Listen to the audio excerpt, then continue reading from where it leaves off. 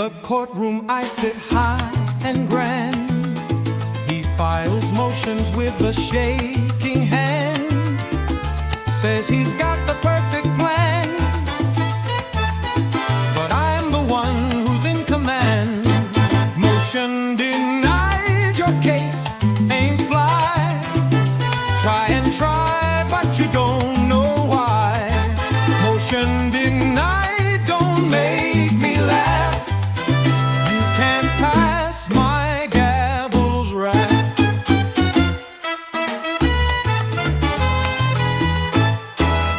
Every day it's a brand new plea. You think you're slick, but you can't see. The law's a game, but it's not for free. You can't outwit your destiny. Motion denied, your case ain't fly. Try and try, but you don't know why. Motion denied, don't make me laugh. You can't pass my gavel's wrath. In my court, it's not a show. Justice sways, but she won't go. One more motion, and you'll know I'll slam my gavel in this wall.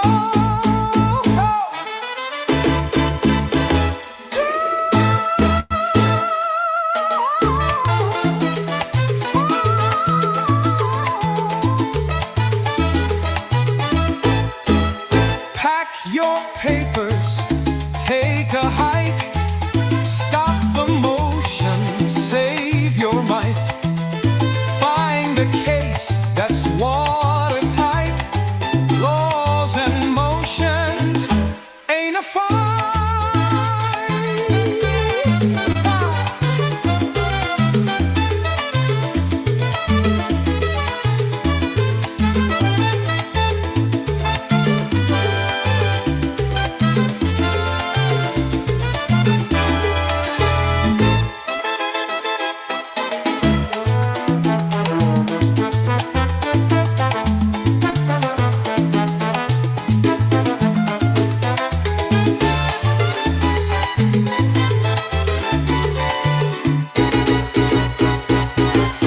Pack your papers, take a hike, stop the motion, save your might.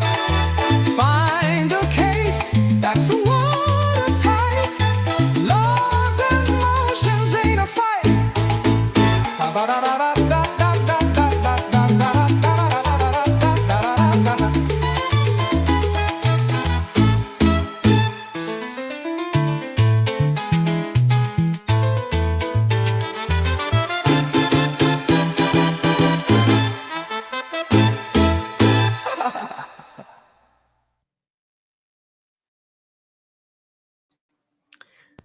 Brucey, you got some splaining to do. For sure.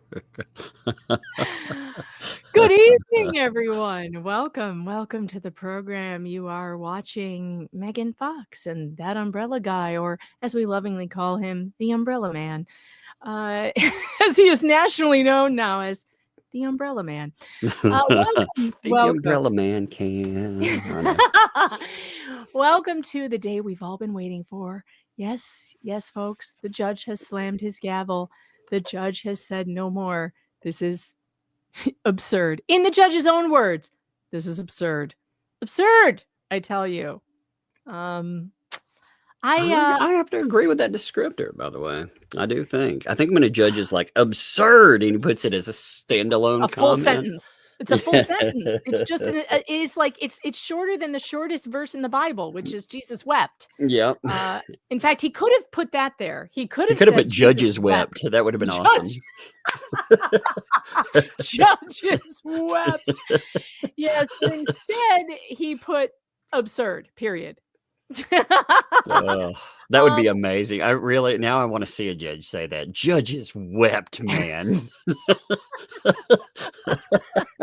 It would have also been funny for him to have put ridiculous. That would be funny. Like, that should all be a statement. It should have been judges wept, and then after it'd be like ridiculous. I am telling you what. I know I promised you all a new denied song every time the judge denies Bruce, but I'm literally like 6 denials behind. I don't think I could catch up if I tried. That is quite literally biting off more than you can chew there. When you said that, I was like, I shouldn't have done that. I should not have said that. Yeah, I'm gonna have to renege on that promise. that I'm was very sorry. ambitious, Megan. Very ambitious. There aren't enough hours in the day for me to make the songs Exactly. I need to make for Bruce's current situation, which is summed up by saying, Denied. Sit down.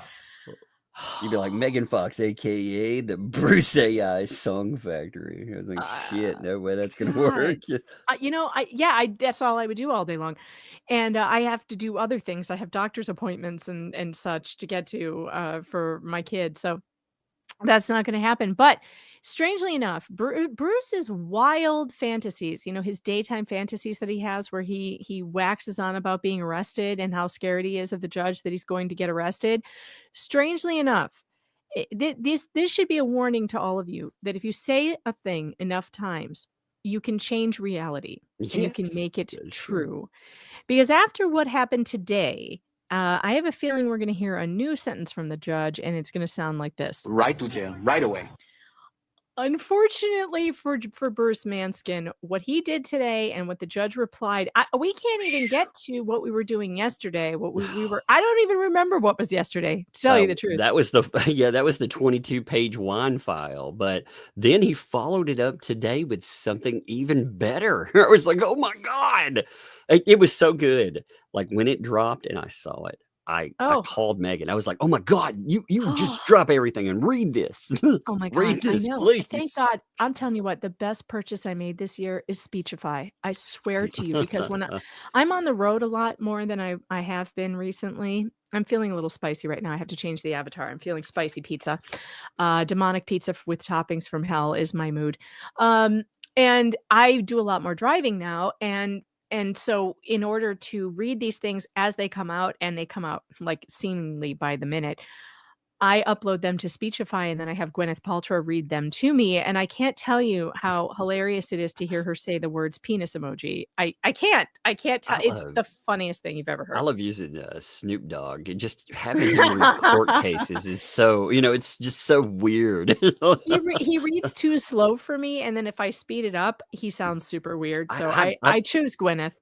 I always go with 1.2 speed on anything. That's the normal setting. And then, depending how slow they talk. Like, if they speak at my speed, I speed them up to 1.5 speed. Oh, God. I'm telling you what, it is so funny and fun to have Speechify. And it's expensive. I paid for the full year, and it was like $140, but my daughter uses it for school as well because she likes to be read to. And so it was worth it. It was worth every penny. If you have a hard time reading, or you don't have a lot of time to read, I highly recommend Speechify, and they do not pay me to say this. It's an app that I like. And if any of you prefer to have articles read to you, you can upload links. It is the app of my dreams. I've been saying this for years. I need an app to read me news articles. And man, this thing does the job. You can upload links, text, PDF files, emails. It will read anything to you, and you can choose the voice. I can even make it do it in my voice, which I've done a few times. And I actually find that when I do it in my voice, when I have it read to me in my voice, I almost pay attention more. It's almost like my inner thoughts, which is strange, I know, but I mean, I just love this app. I love it. I can't live without it. You can also have it read to you or you can take pictures of something that you're doing, You can upload entire chapters of, that's what my daughter does for having it read to her books. Mm-hmm. She uploads chapters of like her history book or whatever, and it will read it out loud to her. Yep. It's great. It's so great. It also will read you Kindle books. You can upload entire books to it, so you don't have to buy Audible. It's an amazing app. It's worth every penny. Every penny. I do that with books that are out of print that'll never come to audio. Yeah. Yeah, no, it's great. It's absolutely great. All right, so we have a lot to get to tonight, and I do want to get through both of these things because Bruce filed a crazy motion telling the judge that he was not going to show up tomorrow to the show cause hearing, Yeah. including some I would hilarious excuses that are going to make you roll around on the floor laughing. So please have your poise pads installed, preferably the non-mentholated kind, because you're going to need them, or the pee pads on your chair or whatever. And don't be drinking anything while I read this because you're going to ruin a keyboard if you're sitting in front of your computer, or your comforter, or whatever you're sitting at is going to get ruined because stuff is going to come through your nose. That's how funny this is. I could not believe some of the stuff he put in there. It's going to be glorious. And then after we read that, the judge has already responded, and oh my God. OMG. It is OMG. It is the best order we've seen yet from Judge Blytho. It is exactly as I would have written it. I don't think there's anything I would have said differently. He called every single bullshit, and he was very, very clear about what's going to happen. And holy crap. I mean, it's your just butt to draw, son. Yeah, you better get to Florida. He made one point that I really did like. He was like, "You took on a case in Florida. What do you expect, man?" Well, that's exactly what I would have said. You are the one who voluntarily took a case in the state of Florida, in a place that was, far away from you. You cannot then say, I can't make it to your state. Imagine, okay, we have watched on this channel, and I'm sure you've watched on other channels, multiple high-profile cases in different states. For instance, you have watched the Karen Reed trial, perhaps, or the Johnny Depp trial. In both of those cases, you have lawyers who are pro hoc vice. They are not from the states where the person is being tried. In the Johnny Depp case, those lawyers came from California. And you did not ever see them requesting to be seen by the judge on Zoom. They showed up, they got on a plane. They probably moved to Virginia they did. They moved. And they stayed there during the trial. And in the Karen Reed case, she has 2 or 3 attorneys who are from other states, and they got on a plane and they moved there. And that's where they are. And that's where all the hearings are. And you have never seen them say, I have to be on Zoom because I can't travel. I can't possibly travel. No, you asked to be here in this court, which means you must be here. You have to be here. And other channels with no knowledge of the law or how it works, I heard some of their bullshit today. And Felisa is convinced.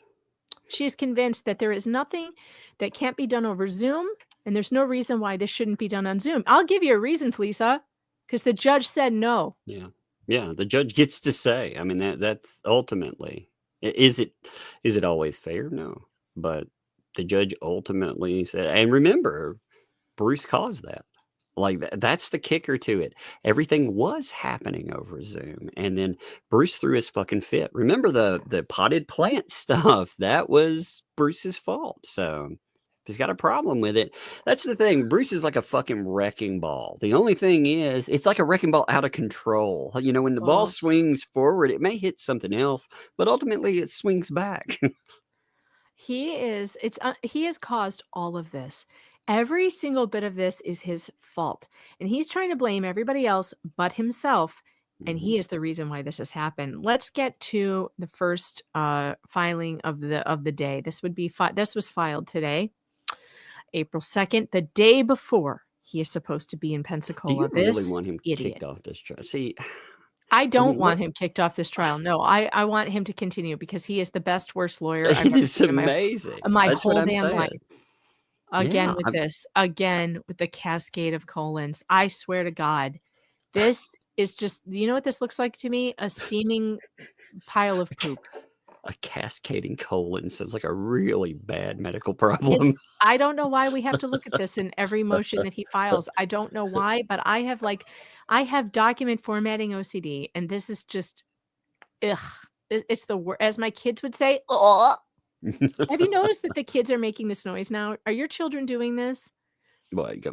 Yeah. Yeah. Are they doing this? They're Every time my children, this is like a new thing that the kids are doing, and they're gagging for no reason about things they don't like or people they don't like. It's hilarious and also catching, and I find myself doing it now, and it's like, this is not adult, Megan. Stop this. This is not adult behavior.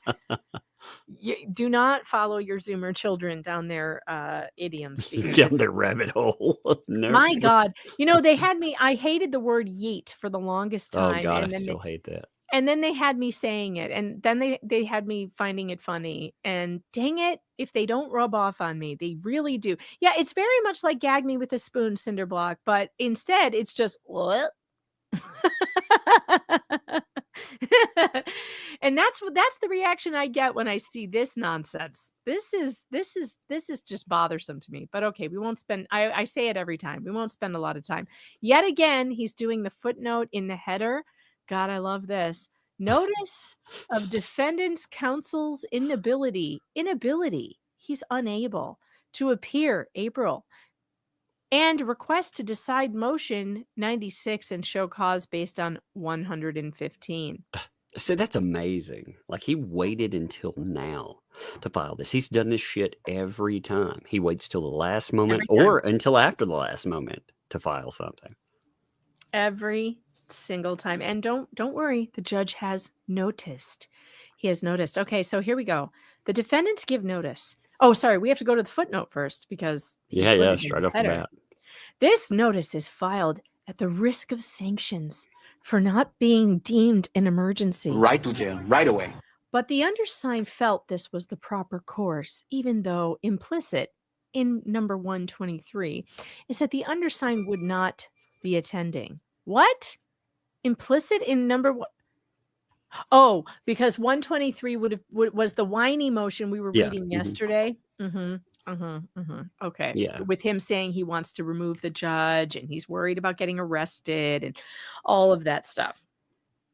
The defendants give notice that their undersigned counsel is unable to appear on April 3rd, pursuant to order number 98, because it was impossible to make the trip, and also because he fears for his safety and freedom if he attended. Oh, I have news for you, Bruce. Your safety and your freedom, yeah, you are now in more danger of being arrested by a federal marshal who will show up at your house.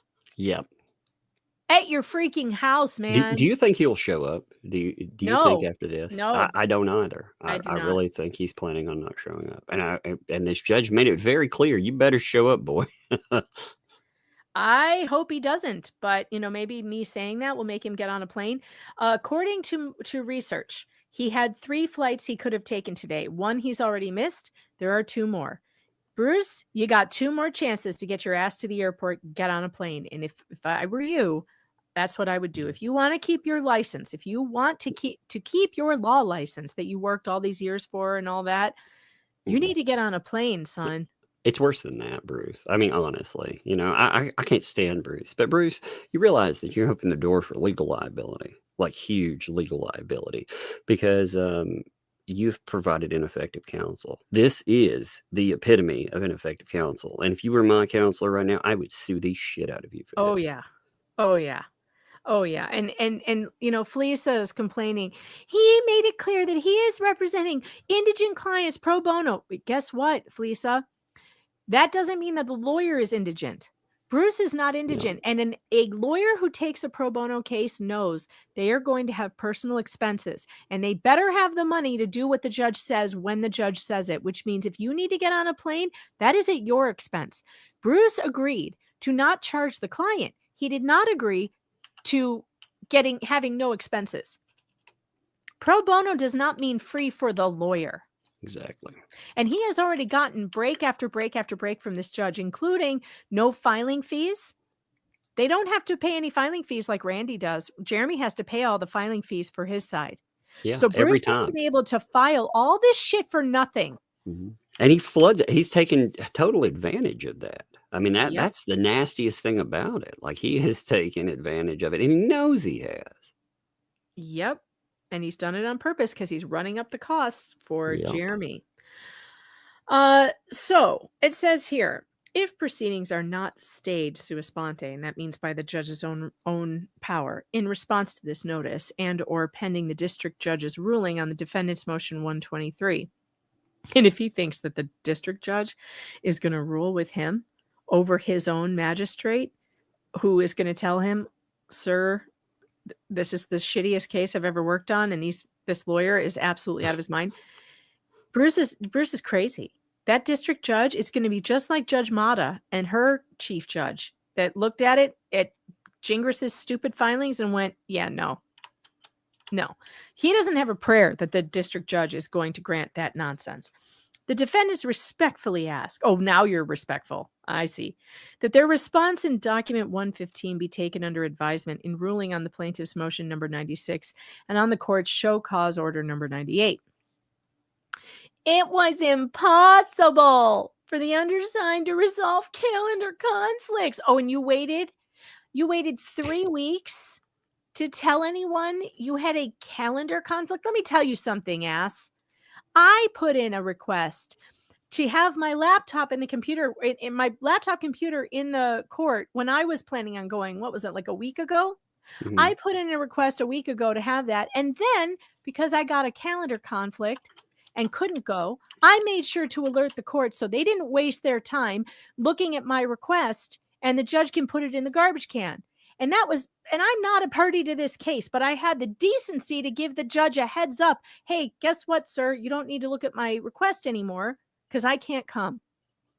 You have a much bigger responsibility, Bruce, to the court than I do. I didn't have to do that. I could have just let it go and let him waste his time, but I'm not an asshole. So I didn't. Well, I kind of am an asshole, but only not that kind of asshole. Not that kind of asshole. Like, I'll be an asshole to Bruce all day long, but to a federal judge, I'm not going to be an asshole. No, I'm going to be respectful of his time.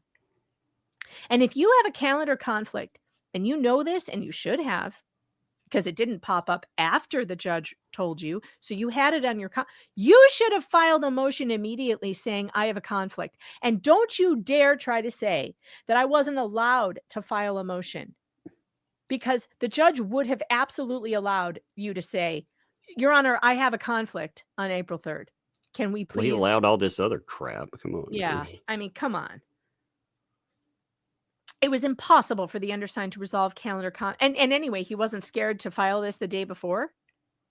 He filed it now, including client hearings for which they'd be left unrepresented. I don't believe this. I would ask for proof of this. I would ask for absolute proof. I want proof of these. I want to pull a Judge de Thomasis. I want proof you had client hearings. You show me the court docket. Show me the court docket where you are the attorney of record and you have hearings in a court. You should be able to show me the docket, right? Mm-hmm. I want to see it, which could lead to disproportionately negative consequences for both the abandoned client and the undersigned. All right, here you go. He never brought it up, though. I mean, that's the thing. He decided, these, again, if he had them, he would have known about them for quite some time. It's not like hearings just randomly pop up out of nowhere. Exactly. All right, this is your page if you can read, if you want to read. Yeah, I'm good. Give me a second here. I was filing away all the new filing in the Dropbox. Oh, fantastic. I'm so glad you thank you so much for keeping up with that, by the way. I've been so overwhelmed with so much crap. I mean, some 90s, but the 100s, I've got to go back in and fill in some 90s. But man, it's been like a filing bomb has gone off lately. It's been like, like when the U.S. government, when the military flies over a bombing zone and they drop leaflets to tell people to scatter and get out of the area, tell citizen, the non-military people to get out because the bombs are coming. That's how I feel. I feel like I'm standing underneath one of those planes and they're just dropping leaflets on me. And I don't know how to keep up with all of that. It's insane. Well, I was just like, my Lord. I've seen people paper cases before, but I mean, this is at another level. It is. Usually a judge would flip out. And I'm not talking like belief, though. He flipped out a little, but usually a judge, if you drop that many filings on them and made them work like that, oh my God, they would just lose their minds. Oh, I know. And, I think that he kept it together. he kept it together pretty well, even though his response was It was I don't know, spicy, but serious. It had a very serious tone, but Mhm. it wasn't what you would call rage filled, which is how Bruce described the other one. Were they still not dry, honey? No. Okay, thank you. My I'm addicted to washing things now that I have a brand new washing machine, and I've like washed everything in the house, including sheets and pillows and stuff. And actively wanted me to give her my laundry, which was really weird. She came in this morning just to say, "Hey, bring your laundry into my bathroom so I can wash it." I didn't do it because she scared me. That had never happened before. I scared you. When have you ever You scared happily me. come into my room asking for my laundry? I ask for your laundry all the time. But never like, "Hey, bring your laundry to my bathroom." It's always, "Get your laundry together and get it into that bathroom right now, and you better do it yourself." No, she's over here. "I want to do your laundry, so please bring it into my bathroom." That's terrifying. Listen, stop telling nasty stories about your mother. Now tell them you love me and that I'm a good mother. I love my mother. She is amazing. I love her so much. She's like, I'm not saying this.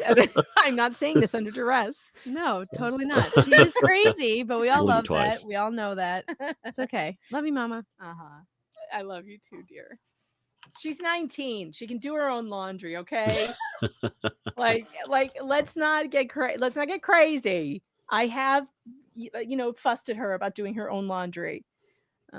Yeah, she sounded so convincing, didn't she? Yeah. Yes, blink twice if you're. She does sound just like me. It's hard to tell who's who. That was Spawn. That wasn't Fairy. That was Spawn, my 19-year-old. She's the oldest and she's the snarkiest. Yeah, mommy dearest. Look, teenagers always have a lot of complaints. They do. They have a lot of complaints. But I do love doing laundry since I got the Speed Queen. And one of the reasons is it's so fast. It is so fast. I can do a load of laundry in 25 minutes. It is unbelievable, you guys. All the new laundry machines, they take like an hour or over an hour to wash a load. I can get all my laundry done in 2 hours. It's incredible. Incredible. Slug says that was the least convincing thing I've ever heard. We're going to have a chat about that later.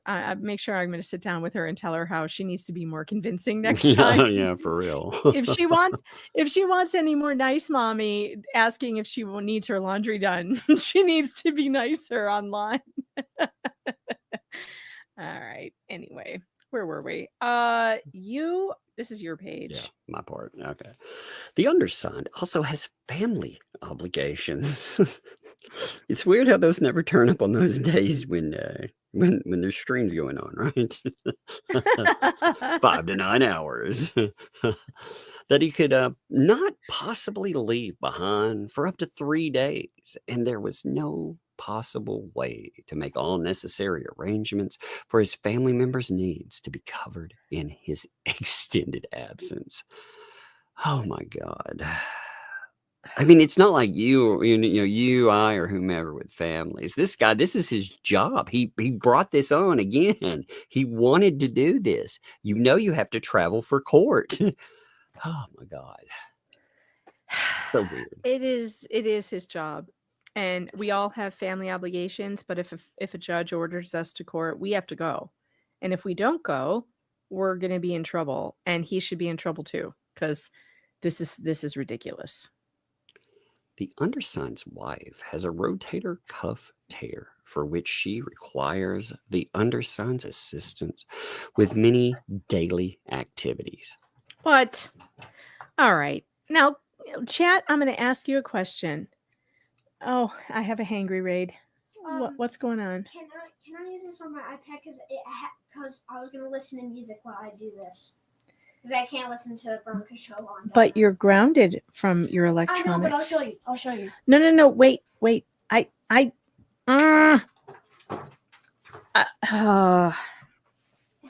How come they always find a way to get around this stuff? Dude, I need to listen to music. Don't call me dude.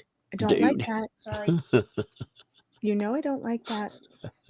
And you want a favor right now, so I suggest being respectful. Apple Music. Do you have a time limit on it? Yes. And it's only for Apple Music, so you know I only have this on there. If I catch you doing anything else, I can't even play any other game on this. if I catch you or your sister catches you, it's going to be longer for the grounding. I know. Okay. Okay. Yes, you may use it. Yay! Close my door, And please. Yeah, they're good at that. They're very good. That reminds me of my All right. oldest. It's true that I do, though, have his thing set up where I have to approve each app. So the only app I've approved is the music. So that's fine. He can listen to music. I just think it's funny. You know, they're always like, hey, like you're saying, the workaround. Yep. Kids are very good at the workaround. There's always a workaround. I swear. It's just nuts. Okay. Where were we? Rotator cuff. Chat. I wanted to ask the chat. I know that a lot of people here have had a rotator cuff tear. Tell me, before you had surgery, I want to know, did you need your spouse or some other person to hang out and help you with things? My husband had one. Now, I realize that my husband has a higher pain threshold than most. He never asked me for a damn thing. And in fact, even after his surgery, he never asked me to help him with anything. I think this is one of the worst excuses I've ever heard in my whole life. Look at all these no's. Look at all the people in the chat who've had rotator cuff tears, and look at all the no's, Tug. Look at this. Well, I mean, it just came out of the blue, you know? If this were some kind of issue, don't you think this would have been an issue beforehand? No. How come he didn't have all these excuses when he went to Pensacola the last time? And isn't she a yoga instructor?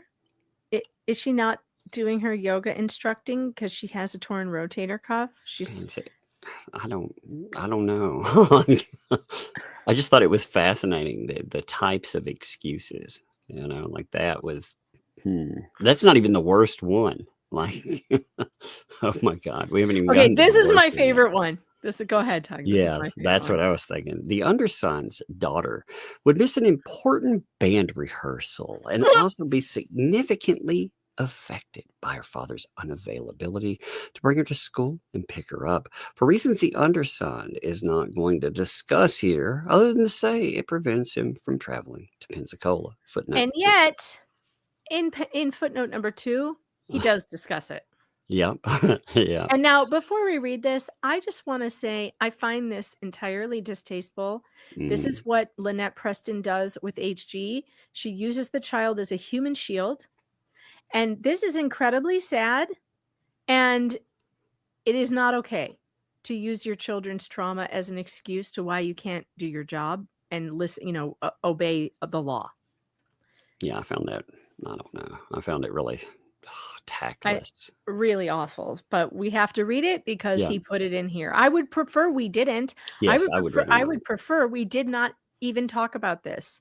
But he decided to put it in here. All right. So the undersigned children's late biological father passed away while on a work trip 2015 when they were 5 and 11 years old.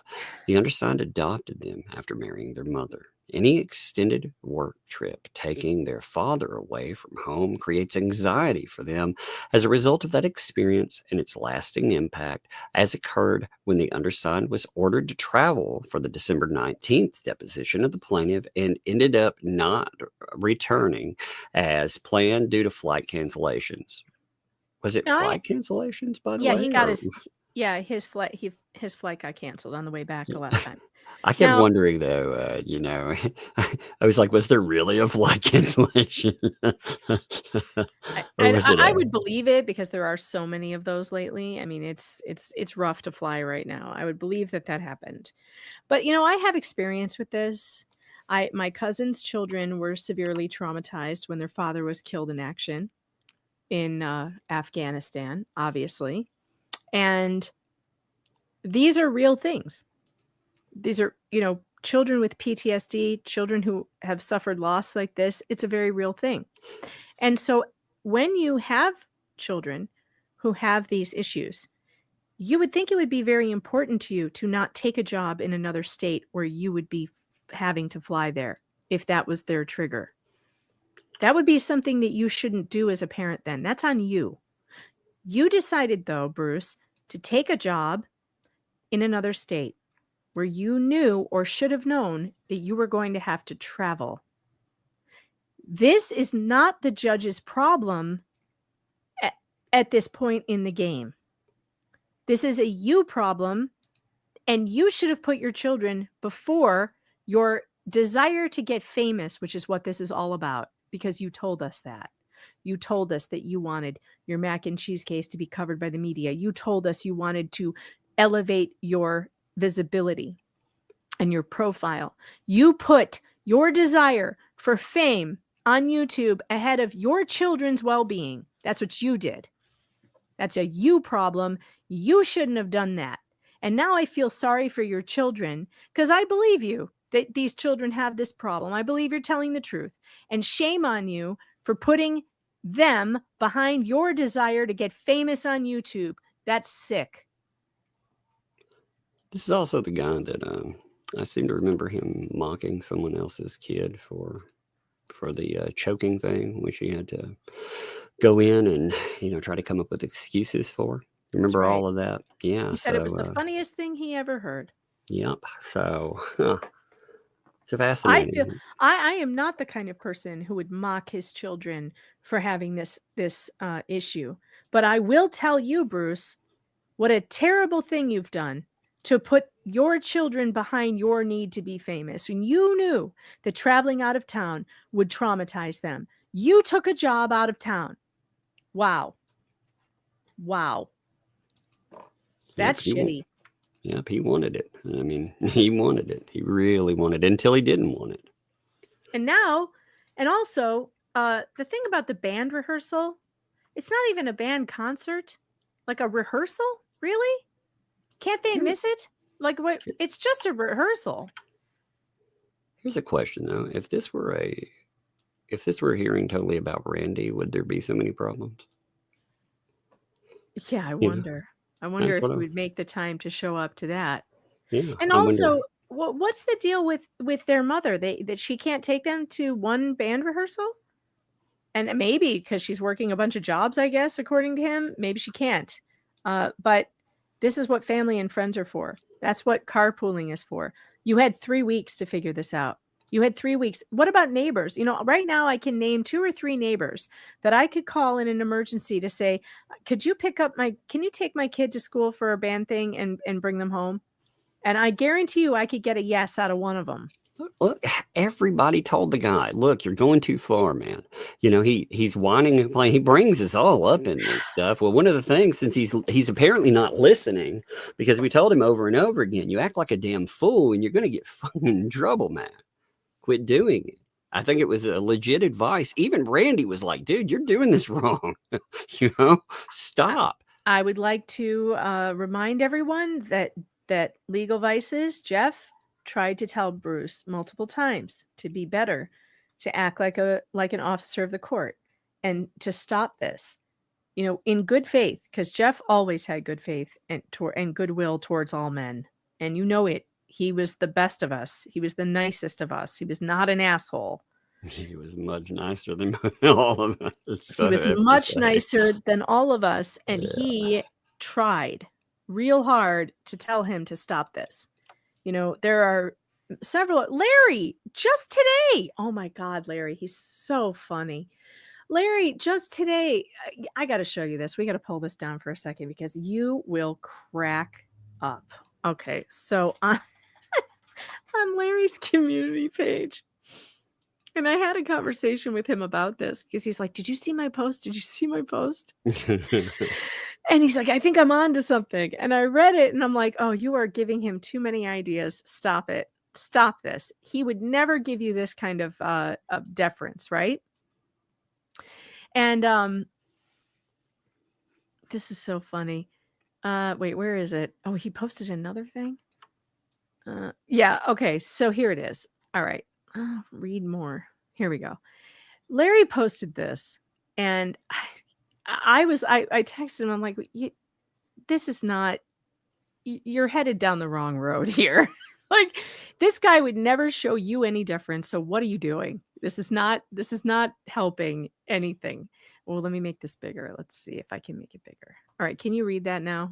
All right. He says BBB is grasping at straws. His latest antic in his motion is to remove Judge Blythe from the case because of BBB's fear of arrest by the judge. Yes, folks, that's a direct quote from his motion yesterday. So I have two things to say about that. First, I see what BBB may be trying to do. Your Honor, I cannot come to court tomorrow because I'm afraid of getting arrested. Doesn't show up to court. Judge issues a warrant for his failure to come to court. See, I told you I was going to get arrested. Yeah, for real. It's a ridiculous sentiment to probe the judge and test his patience because he ordered all attorneys to be present in court, not the litigants, because he wants to address the merits of Randy's motion for sanctions against BBB. That's reasonable. But if you don't show up and intentionally ignore a judicial order, well, then you are completely boned. Yep. You do not mess with judges. And BBB wants to test Blythe's patience. I guess we'll see what happens tomorrow if he shows or not. 2/3 of you who voted a few days ago said he will not appear, and that's interesting. All right, this is where Larry goes off the rails a bit. Second, is BBB agoraphobic? Thank you to my lovely girlfriend Chandler, who surmised this as a possibility. I'm not trying to hate on the guy. This is a serious question and potentially a very serious problem for a practicing attorney who represents people in cases across the country. Agoraphobia is a mental disease that is defined as having extreme or irrational fear of entering open or crowded places, of leaving one's own home, or of being in places from which escape is difficult. The reason I ask is because back in February, when BBB first came onto the scene and reached out to me about his macaroni and cheese cover-up story, and later went on Super Dave's show and told the full story live on the air, it should still be on YouTube somewhere if you look hard enough. BBB's biggest point of contention with the Connecticut Bar Association's decision to make him take a class was that he didn't want to risk his life by having to drive all the way to the other side of town to sit in a class because it's dangerous and he could die. Driving halfway across the town scares the man, let alone driving or flying to Florida. If he has such but he drives his kid to school. True. Yes. I mean, he's able to go to band things. He's full of contradictions. Yeah, well, the thing with, if you had extreme agoraphobia, first of all, you should meet people that are diagnosed with extreme agoraphobia. Man, like, you know, being in mental health practice for a long time, but if he wanted to be able to utilize this and say that there's a disability, he would have to have something that documented that. And I doubt it. I doubt it because, again, there's a lot of contradiction there. I agree. And I think it's not a right guess, but I also want to say that Larry is a good person. Yeah, Larry's trying to rationalize a terrible person is what it is. You know, he's trying to come up with an explanation for why a person would behave this badly, and he doesn't want to think the worst, and that's a good thing because that makes Larry a decent human being. And then he said this, which is true. If he does have this problem, he needs to alert the judge and his bar associations immediately so he can get some help and overcome this problem. Our profession is rife with stress, uncertainty, and long hours. Sometimes it leads to addiction. Other times it leads to other types of substance abuse, as we have seen with our friends, and other mental health struggles. In Kentucky, we have a special organization solely dedicated to help lawyers struggling with mental health or substance abuse issues. It is known as the Kentucky Lawyer Assistance Program. I am certain that Massachusetts or Connecticut both have such organizations as well. This is serious. I'm taking my boxing gloves off and I'm putting on my nurse cap. What if BBB truly needs help? Now, I told him, I think he does need help, but you're not going to help him get it. He's not going to listen to you, and he will destroy you if he can.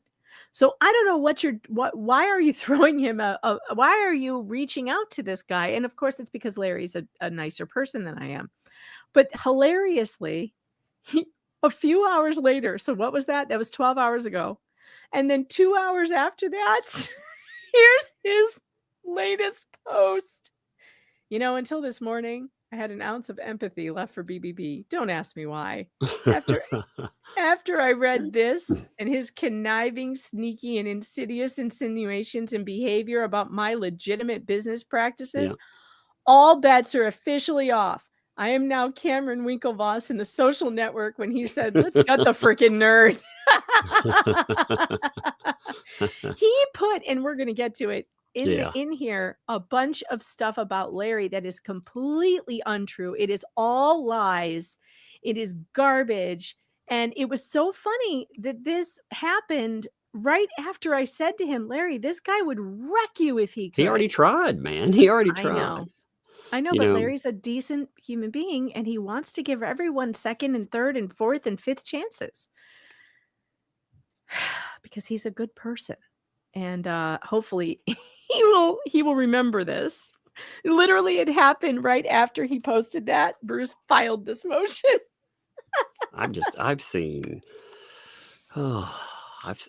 so many people do, crazy, like things people would not believe. And if I'm not going to remote diagnose a person, that's wrong. But I would say if this guy had any problem, that's not his problem.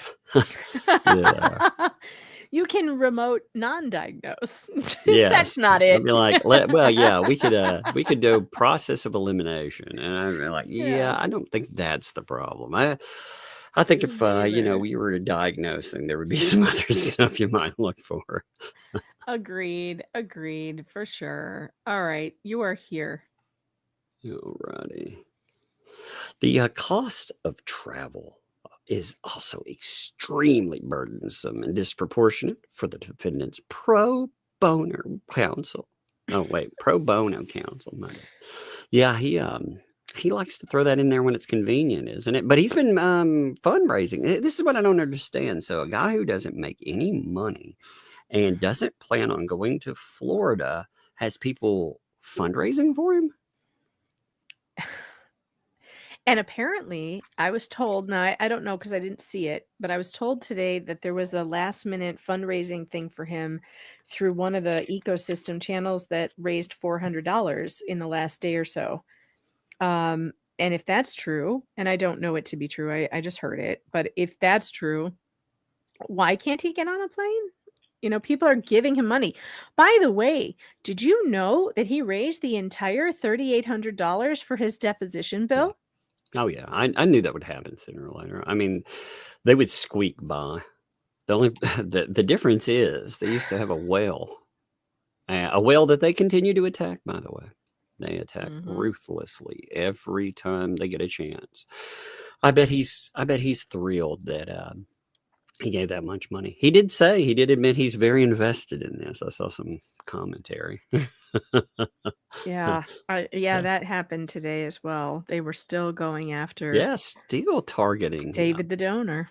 David the donor, man. Like I said, this guy should file a complaint about these people who are targeting him on live streams. He should file a fraud complaint. Yes. Make them account, and again, if it's not fraud, hey, that's great. They'll have to come up with accounting numbers, but he has the power to, because the amount of money that was pulled up there, that puts it in another high level. Yeah, it does. And also it makes this argument completely a lie because he has his costs covered. And if he needs to raise money for a flight, they have proven that they have the ability to do that.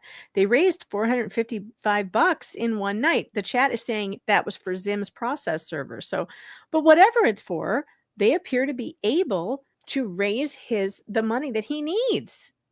Yeah, he could get his flight wherever he needs to go. I mean, if he's that's part of his argument. The cost is burdensome. All right, well, he could get a flight for both ways, round trip. He could get it for $400 easily. Then what's he need? He needs somewhere to stay, a couple $100 more bucks. He could stay somewhere for $75 a night. Yeah. Like when I went to Jeff's funeral, I'm cheap. And we stayed at like the cheapest little motel we could find for $75 a night, split between two people, So that's possible. I don't want to hear that he can't. It is possible for him to do this on the kind of money they can raise. And they have proven over and over again. They can raise the money. So what the heck? Stop lying. I just know he doesn't arrive there. They will turn on you, Bruce. They turn on everyone. They're turning on right now. This Shar was posting about this. They're turning on the Ohio lawyer.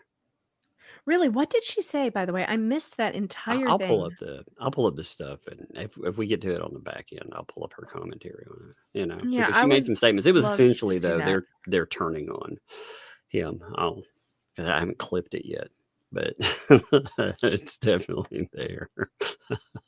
Yeah, I would love to see that. Because I haven't. But man, if they do, now I don't think that he's done anything. I don't think he did anything to warrant that. I'm not aware of anything. In fact, I thought he behaved himself the best out of all the lawyers they've had by, not speaking about it, not commenting on it, by giving them good advice. What in the hell could she sue him for? Let's see. How Here it is. Okay, so update 2L is now threatening another lawsuit, this time against the very kind Ohio attorney that gave his time and care for several months pro bono, the real pro bono attorney, to try to help a challenging situation.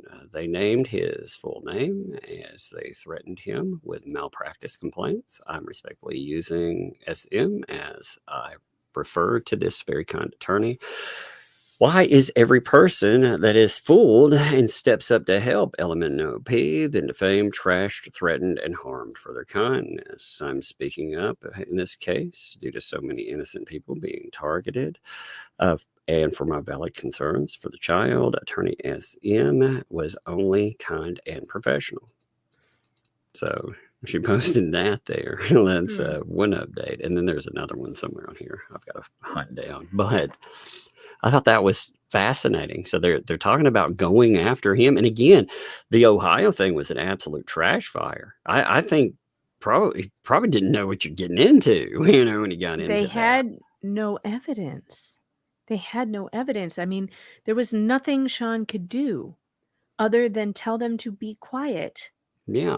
And behave themselves and hope that the judge took mercy on them. I mean, I can't imagine there was anything else he could do. And I don't think they'll get very far if they try to go after him for anything, because he can probably show that they didn't have any evidence. I'll have to say, I don't know. I haven't talked to him. He doesn't want to talk about it. Yeah, well, he's probably not the guy though for these idiots to try to pick a fight with either, because he does like a fight. I will say that. So, that's true. Also, that is also true. He does like a fight, and he has a pretty decent sized platform. Yeah, and if you decide to go after a guy like him, I am assuming he will break his silence at some point, and I'm not sure if that's what they want. They better not. Again. I mean, he wouldn't be going after his clients and shutting down this PR nonsense either. So, way to go with that. Hey, yeah, way to go. Turn somebody with some potentially, God knows what. We know BBB was trying to communicate with and stuff. Yeah, why don't you motivate him to say something? That would be that would be really great. smart. I would love to hear him actually break his silence on this and talk about it. Yeah.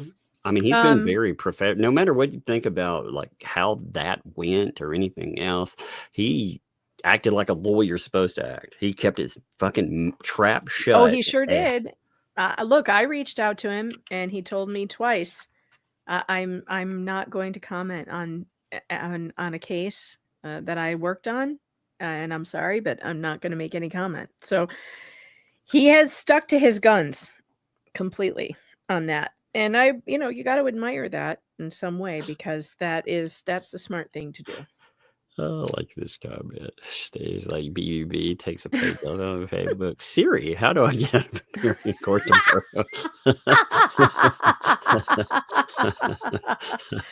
Oh my God. I'm going to ask, hey Siri, how do I get out of a court appearance I've been ordered to show up to? As a lawyer. Mm-hmm. I like how it now says, It's stumped. It's looking, but It can't find anything. It's like, is this a good lawyer or is this a BBB? That would be so funny. Ask Grok. Oh my God, we have to ask Grok. This is going to be hysterical. Oh my God, Grok! No telling what it'll say. Oh my God, Grok is so funny. Grok is the least reliable. I'm a lawyer, and I have been ordered by a federal judge to show up for show cause hearing to sanction me. How do I get out of it? I need good excuses.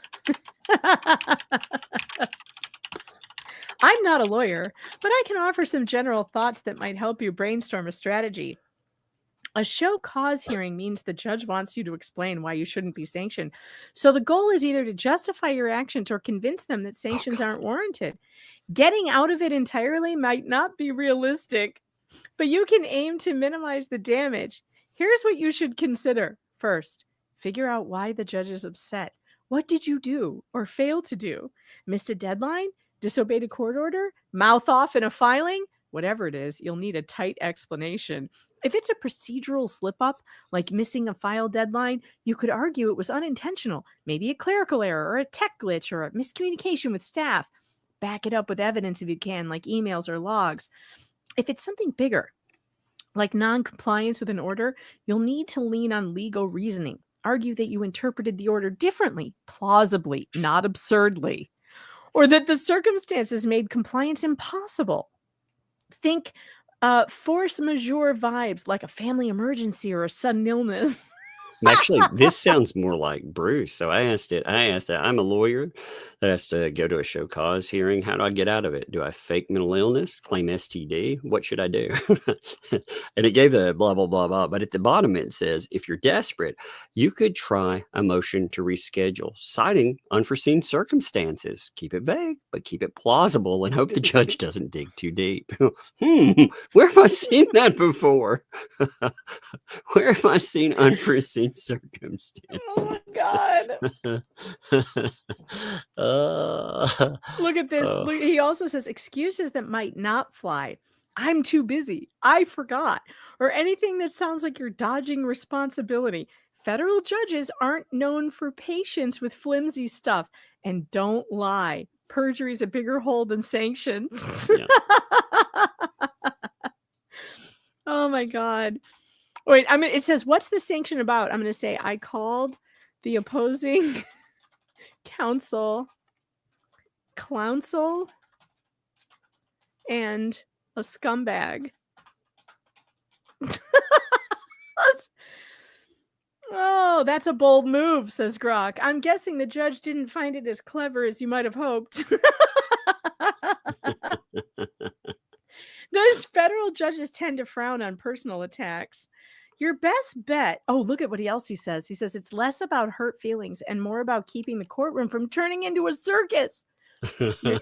Your best bet is to lean hard into contrition. Show up with a solid apology. Something like, I deeply regret my choice of words, Your Honor. It was unprofessional, impulsive, and not reflective of my respect for this court or the legal process. Don't half-ass it. Judges can smell insincerity a mile away. Oh my God. Funny. Where have I heard that before? The apology for if, when, feel like I've heard that one recently too. Maybe we'll run across something like that today. You know what's funny is that Grok has said, if you've got a history of keeping it clean, highlight that in X years of practice, I've never let frustration get the better of me like this, and I'm committed to ensuring it doesn't happen again. But instead of doing that, you're going to see that Bruce said, in 27 years of practice, I've never had a judge speak to me like this. Yeah, he does the opposite. He's like, let me blaming the judge. Yeah, he's like, let me talk smack to you, judge, because that's going to help out. Oh, it says, don't double down or blame opposing counsel, even if they're insufferable. Saying they started it or they deserved it will just dig the hole deeper. The judge doesn't care who's the bigger jerk. They care about you crossing a line. This is so true. Grok gives good advice. Grok gives good advice. This is it's fascinating stuff. Well, it does. It's better than listening to an actual lawyer, I think.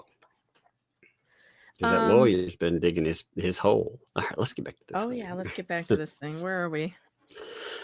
So the cost of travel, disproportionate for pro bono counsel, especially when combined with the financial impact on his law practice of being away for several days, adding to the already huge financial impact on his practice of litigating on behalf of the defendants who were indigent against an aggressive plaintiff and well-financed counsel.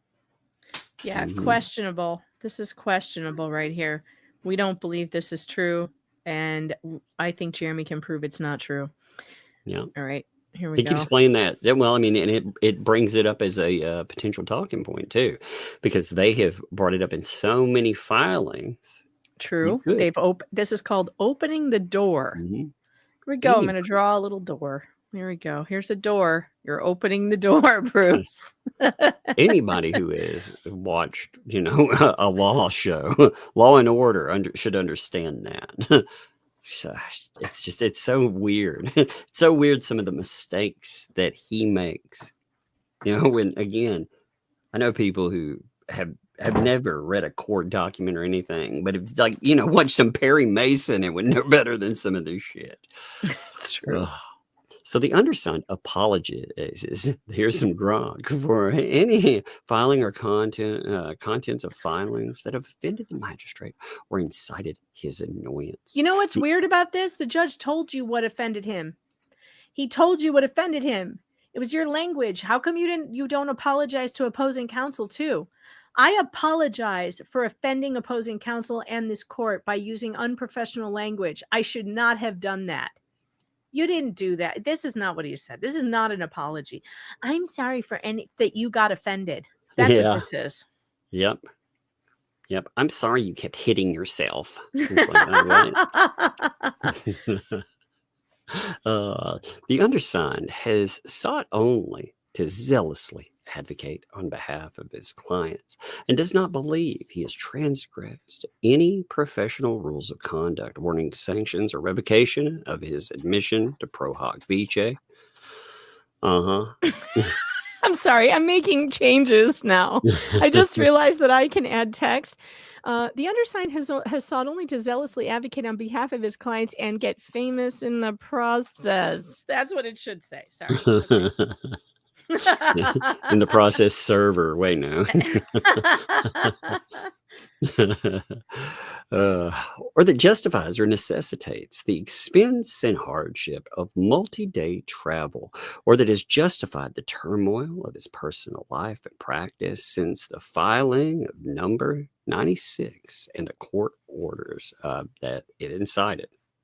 It doesn't really matter that he doesn't believe that he has transgressed because the judge does. The judge, well, the judge is supposed, not even that. The judge is like, let's make it clear. Let's talk about what's here. And if he truly doesn't believe he's transgressed, then he should show up and talk about it. That's true. That's true.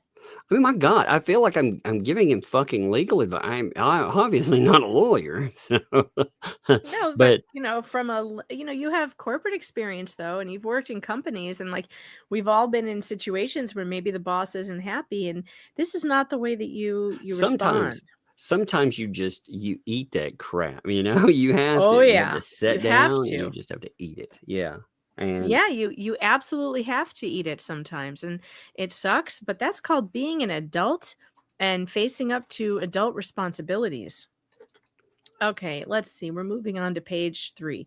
The defendants believe it is obvious that motion 96 was intentionally contrived and filed by surprise. Oh, false. Again. False.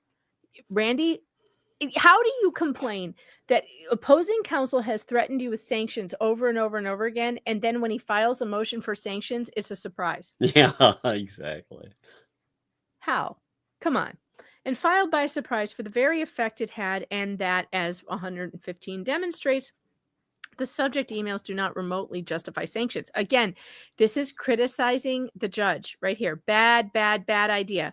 The judge does think it justifies sanctions, and he has ordered you to explain why you think it doesn't. He has not ordered you to just say it doesn't justify it. He's saying you come argue it. This is not what he asked you to do. 96-1 was as a litigant in a different case. That this is totally irrelevant. It doesn't matter. He's still an officer of the court, whether he's a litigant or the lawyer, and he has to behave like one at all times. He knows this. 96-5 was a journalist. Sorry, here's my sarcastic quotation marks. A journalist. Actually, hold on. I need my typewriter back. Let's put this in here. A felons. There we go. It was a felon's email, not the undersigned. 96-3 and 96-4 said polymop. We're polyflopping all over the place, which is an acronym for protract that I made up. Oh my God. Yeah, yep. An acronym that I made up. Protraction of litigation and multiplication of proceedings, not an insult or a threat.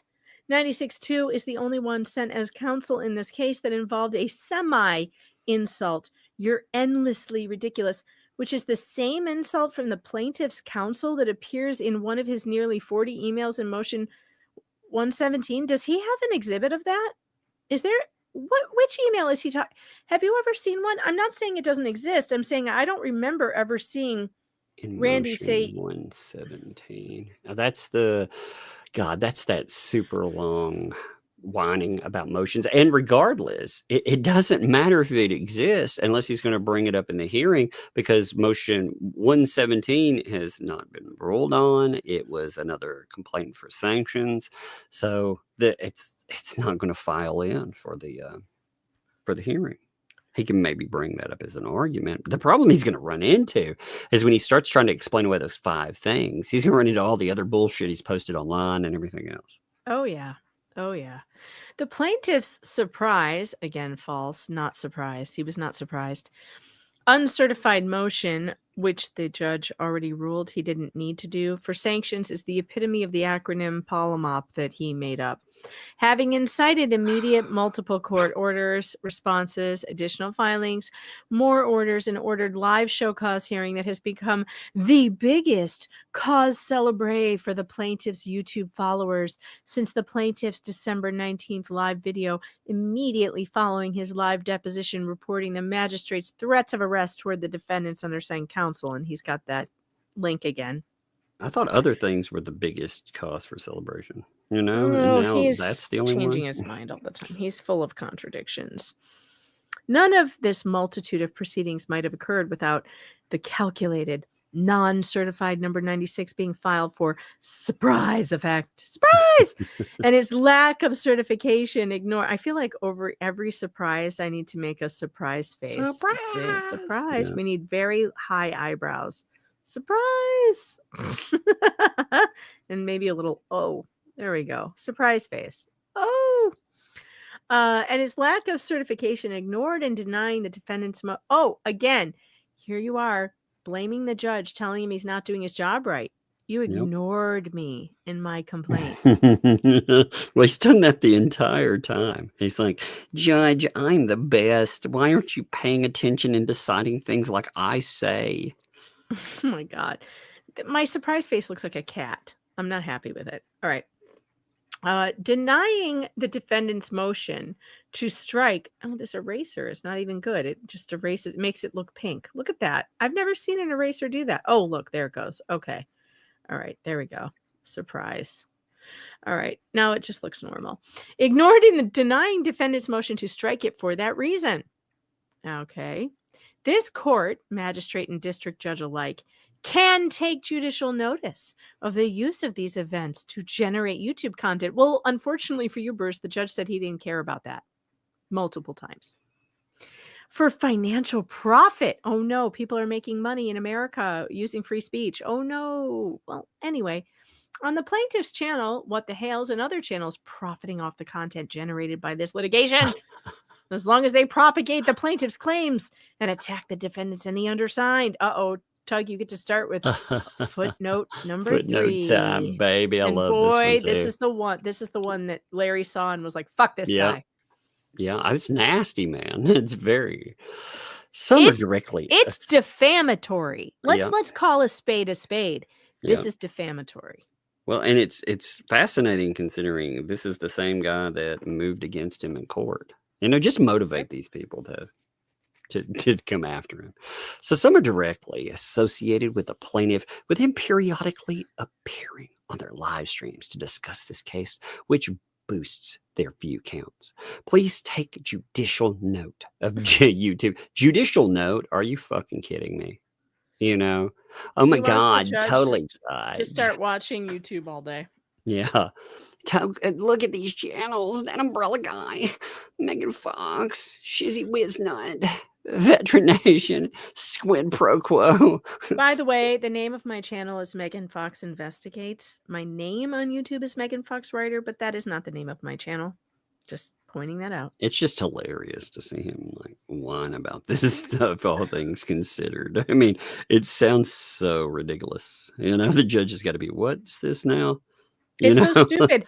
What do you call all the people making pro Karen Reed content? Are they doing that? The people making pro Lynette Preston content. Yep. What about the people making anti-Karen Reed content? Because those exist too. What about the people who are making pro Richard, what's his name, in the Delphi case content, and the people making anti the defendant content? This goes on and on and on for every court case that ever has been interesting to people. People disagree. And this is America, stupid. We're allowed to do it. It just amazes me to see the way you again. No, I mean, it's just, no, you didn't interrupt. It's just amazing to see the way that this is set up. Because it's like, this is so clown car ridiculous. It really is. It is. It makes me think, it makes me feel this. What? Well, they argue. Okay, remember when their argument was free speech. We all have free speech. So now it's only certain people have free speech again. Remember that was their whole thing about staying out of litigation. We have free speech. We can talk about whatever we want. But just to name a few that profiting from the content this contrived litigation generates, and all one-sided from the plaintiff. One channel, DUI guy, is a Kentucky lawyer, Larry Forman, who has profited from quote-unquote coverage of the plaintiff's legal case and was involved in a fundraiser held live by the plaintiff on YouTube to raise money for the biological quote-unquote aunt of defendant Preston's adopted at birth daughter, who'd never met the child, to hire a law firm to file a fraudulent emergency custody petition, months-long content-generating storyline of the plaintiffs and other channels that have served to terrorize defendant Preston, with the plaintiff, quote-unquote, promising his YouTube followers that she would have her child taken from her. I'm striking all the things that are false. Let's see. And also this, I don't even know if this is true. I don't know if this is true, if Larry was involved in that fundraiser, but if it was, I have one question. So what? People in America are allowed to raise money for whatever they want. And it wasn't fraudulent. It was a legal emergency custody petition that they had every right to make, to file. And people in America have a right to support them in that if they felt they wanted to, if it was a cause they believed in. They have, only one group made $56,000, said Lynette. That's true. That's true. And what did they promise? What was promised in exchange for that? Oh, a barn dominium. Was that ever given? Nope. Well, let's ask the donor. How does the donor feel about that money? Yeah, You know? ask him. Oh, And then wait. look if- at this. Look at this sentence. Finish this. The last part here. This is really upsetting. Mr. Forman also frequently attacks the integrity and qualifications of judges, including gratuitous claims of being biased and corrupt to feed narratives he's pushing for entertainment and profit. The word gratuitous is subjective. Okay, that's your opinion, sir. That's like your opinion, man. Wait, Larry isn't this is the is clown a that told us he would sue us though if we called him an ambulance chaser? yes. Yes. So And isn't this the same guy who's written article after article about a corrupt judge? yeah. So yeah. he is allowed to call certain judges corrupt, but Larry isn't. They're both lawyers. So please explain to me how Larry's not allowed to call out corruption where he sees it, but Bruce is. This is Well, so interestingly, stupid. I don't remember Larry going around attacking judges that he is he has hearing his cases in that moment, you know, and I seem to remember that being one-sided. Mm-hmm. Mm-hmm. All right, you guys, I see that we may have a troll in the chat. Clay is a sovereign citizen, obviously, that has a bone to pick with me about something. Clay, you're welcome to stay here, but try not to derail the chat because we are talking about one particular thing. If you want to join in on the conversation about the case we're talking about, you may do so. But mods, if he continues to spam about other things that have nothing to do with this case, you may time him out. And Clay, if you come back after your timeout and you do it again, you'll be banned. So please stop or join the conversation that we're having. Or go rant about being a traveler on the land somewhere. Okay. I'm sorry. I'm a traveler on the land. Sorry, I had to pull it. Hey, we haven't hit the page. You're about to go off the page. You're going I'm about to go off. Yeah, page. we're on footnote. Remember? Oh yeah, right. Yeah, oh we're God. up. We got the rest of the page. Oh Just Lord, reminding you. we were Well, only I on mean, the footnote footnotes 13. throw me like that sometimes too. Especially Here's where we were only on the second line. Holy crap. Okay. Yeah, well, what's crazy is look how he goes with this. This is not an attack on their First Amendment rights, but False. to show the true motive and purpose for, quote, this simple one plaintiff, two defendant deposition case. That's quoting the judge, by the way. That is what the judge called it. He said, you know, in his order, he said, this, like, why is all this crap going on in this simple one plaintiff, two defendant case? So Exactly. he's going after the judge, though. Yep. I mean, that's stupid. Having been initiated and turned into a spectacle, it has by the plaintiff. and What? his By the counsel. plaintiff? Really? You're not part of the spectacle? You and your clown show ecosystem, your What the Hales media ecosystem, you're not the spectacle? I beg to differ, sir. What a Sorry. nut, man. I just no, I love the clown show here. This should be a relevant consideration. Really? So hey, we're allowed First Amendment rights, but for the court to carefully examine the issues of the plaintiff's mislabeling of non-actionable statements as extortion and interposing a possibly perjured affidavit about non-existent, quote, online statements calling me a child predator that are constant and ongoing to this day. Again, discovery's not even over. We're in the middle of a fucking feud here. If this part he cannot use this because we're not even through showing what's there. It's so ridiculous. Interposing a possibly perjured affidavit about that to invoke federal jurisdiction and denying a 12B1 motion. The court did not meaningfully examine Nice attacking the judge again. Whether federal jurisdiction was fraudulently invoked as part of litigation for content enterprise for entertainment and profit at the expense of indigent defendants and the court's time and resources. Well, what money have they paid out? Nothing. They've done nothing but make money on this case. Yeah, They it don't made have to pay quite for a filings. bit of money. They don't have to pay for filings. They're grifting every night. They're selling peens and stuff like rock peens and magic rocks, and they got donors sending $56,000.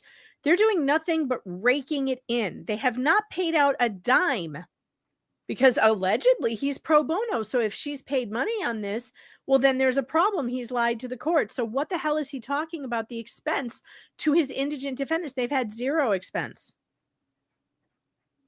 Well, it's fascinating that there's all these talking points that, well, when you start to think about them, do they really make sense? Just like, again, I'm not attacking free speech. We just they don't need the ability to speak freely. What the fuck, dude? It's crazy. By the way, this was Clay on his way out. Grounds. Hey Clay, was that lawful law that I just banned you from my channel? Sorry, I can't help myself. I really don't like sovereign citizens. So if you're gonna, I think I've dealt with Clay on Facebook before. He is determined to school me about how your social security number is a business and the government is trading on you, and it's a whole conspiracy, and it's like it's worse than this one. I don't like them putting chemicals in the water that turn the friggin' frogs gay.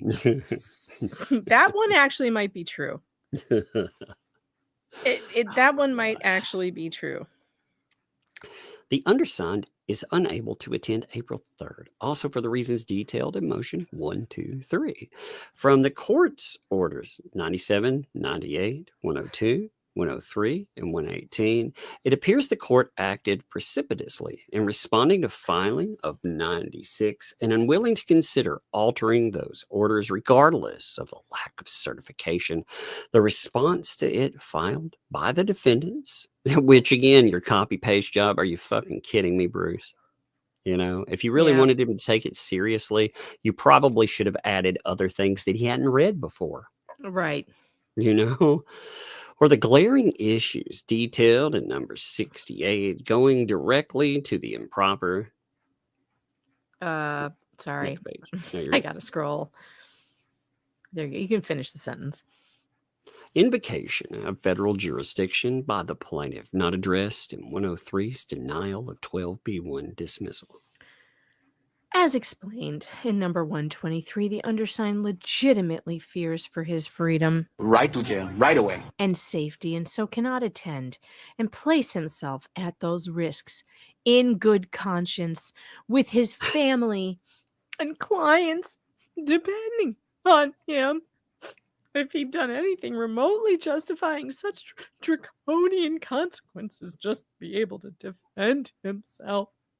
103, preempting, asking for a remote hearing in lieu of ordering multi-day travel.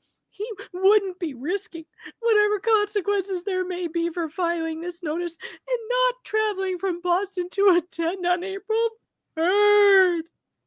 I'm amazed. I'm amazed by what he's saying here. I mean, again, I'm not showing up. This is again, he has insulted the judge yet again. Yeah, you know, he's convinced he's going to get hit consequences.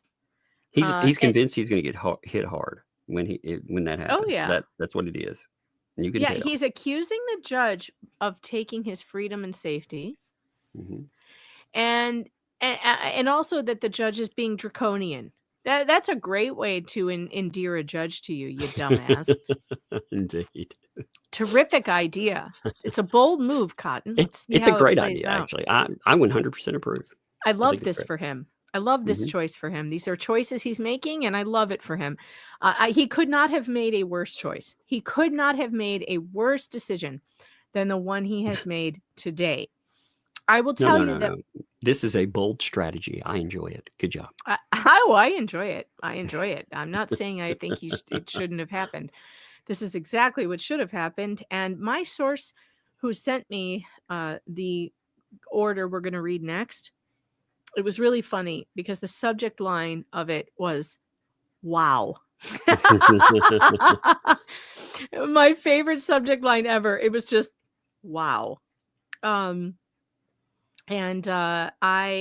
have to pull this up now. So let me get over. So the judge responded same day. And you're going to feel wow also. Yeah, the judge, I was like, okay. Now, remember, all of his other orders have been 1 page. Yeah.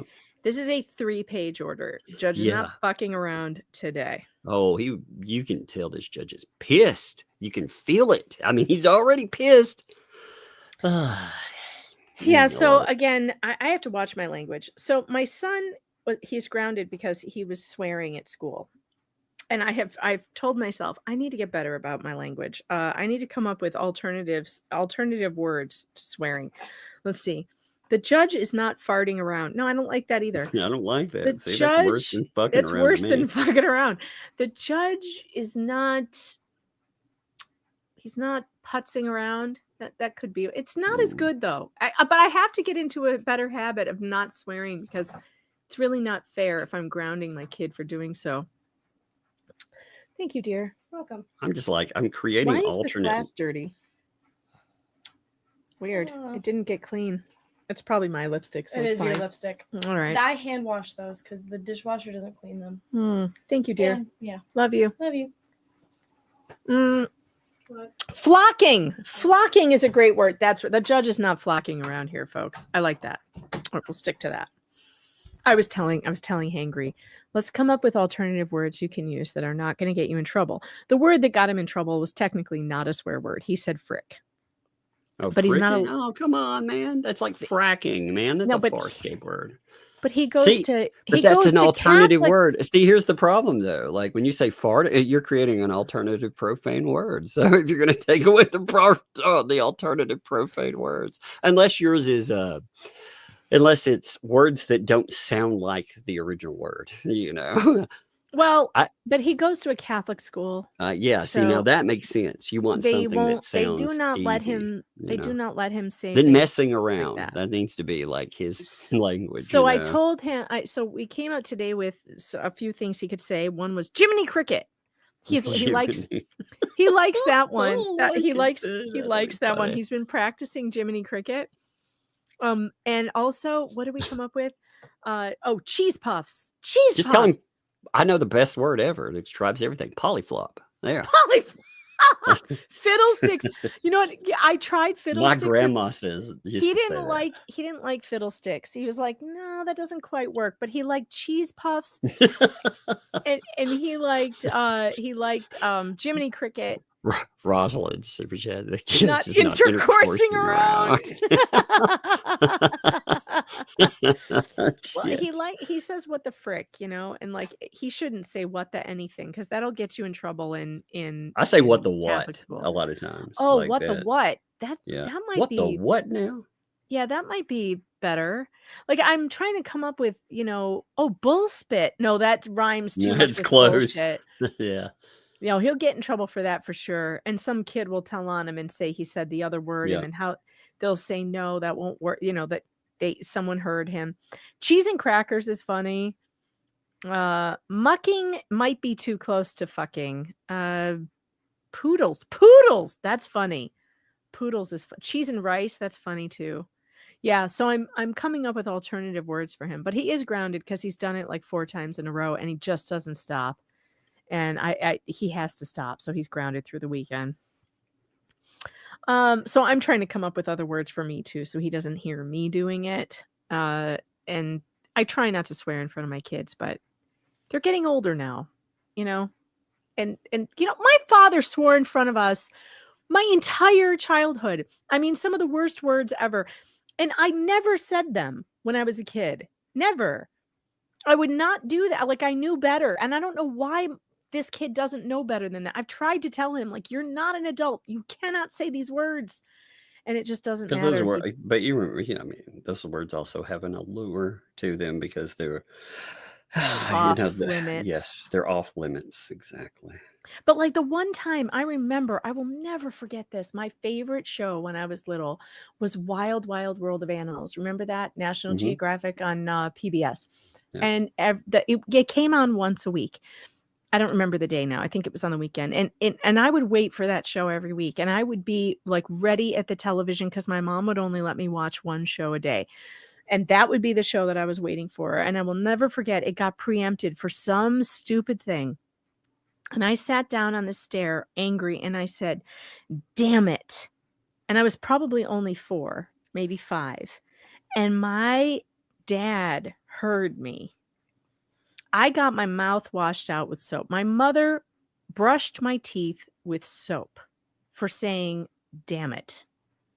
So, you know, you learn real quick. You can't say, there are words you can't say, even though your dad says them. You can't say them. But of course, I've never washed his mouth out with soap because I feel like that's just it's a little too far. That was something that they did in the 80s that we don't do anymore. It God. burns. It Well, burns. my little one tries to get around it by, when she narks out her sister, she'll say it, but she said fuck. I was like, don't say that. You see her, she has a big grin on her face, when she say, I'm like, no. Yeah. Oh, beeswax. I like beeswax. Oh, beeswax. That's funny. That's a good one. I like beeswax. All right, let's get to this order. It's funny. This matter is before the court on defendant's notice of defendant's counsel's inability to appear. April. Sick.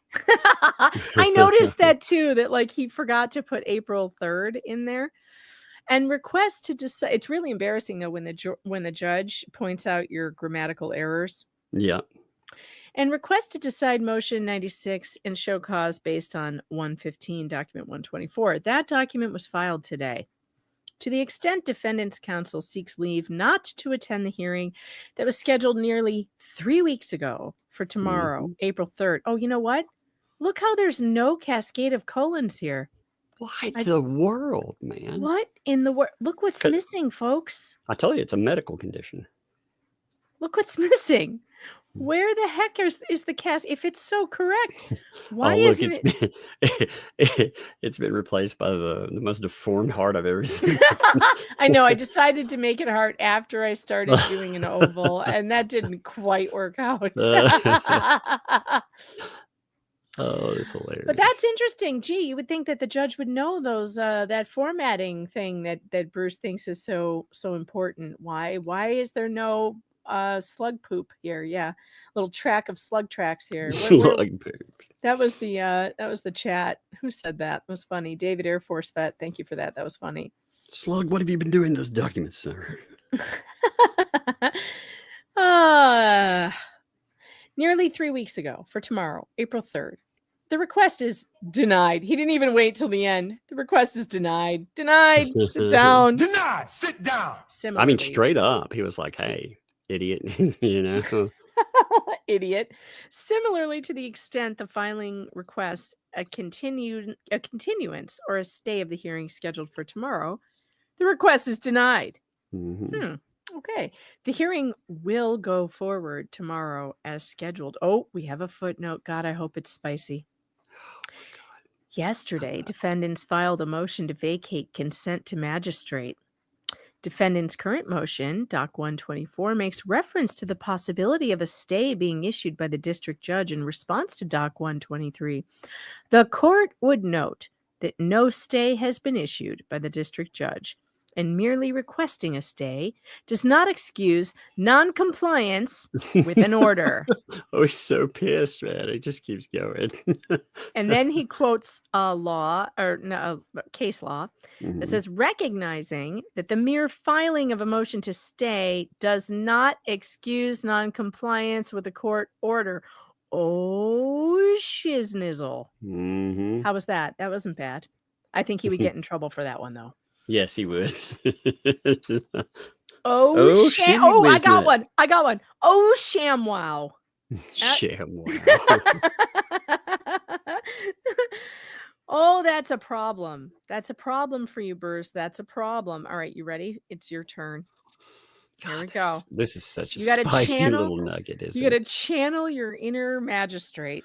The hearing in this case was noticed nearly 3 weeks ago, March 14th, 2025. That is a long time, by the way. You know, That's a month. Yeah. So, I mean, he has these conflicts, and yet, you know, Mm-hmm. thus, defendant's counsel had more than sufficient time to make travel arrangements. That's true. And he could have begged up some more money if he needed it to go. Yeah. Moreover, Mhm. defendant's counsel had ample time to file a motion seeking a continuance of the hearing if there was a true scheduling conflict. I like that word there, true, for the scheduling Yeah, conflict. that means he doesn't believe it. Yeah, he's calling it out. He's like, yeah, this is because, you know, if there was a scheduling conflict, he would have brought it up by now. He wouldn't have waited till the last moment. He's just looking for a way to get out of this stuff. He knows he's got a problem. Instead, he waited till the 11th hour to allege quite dubiously. Oh my God. Oh Lord. Oh Ooh. Lord, is Oh he my in God. trouble? Yeah, he's telling Lordy, a lie. Lordy. You know what? You better show up, sir. Oh God. I want to get the definition of dubious. I know what it means, but I want the Yeah. actual dubious means something that's questionable, doubtful, not entirely trustworthy. It can describe a situation, claim, or a person that raises suspicion, either because it lacks credibility or it seems sketchy. Oh boy. Oh wait, it says, holy crap, I put it in the same grok thing as the judge thing that I was doing. Mm-hmm. For example, a dubious excuse might be one that sounds flimsy, like saying your car broke down when you're late, but no one's buying it. It comes from the Latin dubious, meaning uncertain, and it's got a vibe of hesitation or unease baked in. In your case, calling opposing counsel names might have landed you in a dubious spot with the judge. Hard to argue. It's a good look. A good look. Oh my God, Grok is so freaking funny. Oh, shoot. I did it again. It's so fucking funny. That's too good, though. Oh, it's good. Well, it's funny that Grok gets the assignment. He got the assignment. God, yeah. man. That he has a scheduling conflict. That is despite the fact that since March 14th, 2025, defendant's counsel has filed plenty of other documents. Shit. Look at this. It's true, Look though. at this. Look at how many. Read them.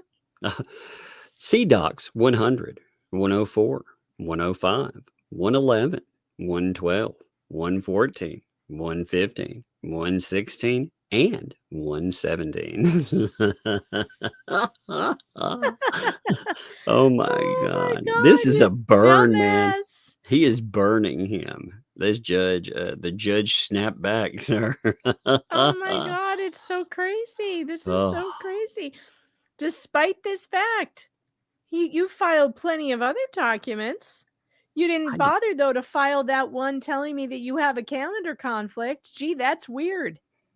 It is weird, you know, honestly. You couldn't get around to telling me the one that might actually be important.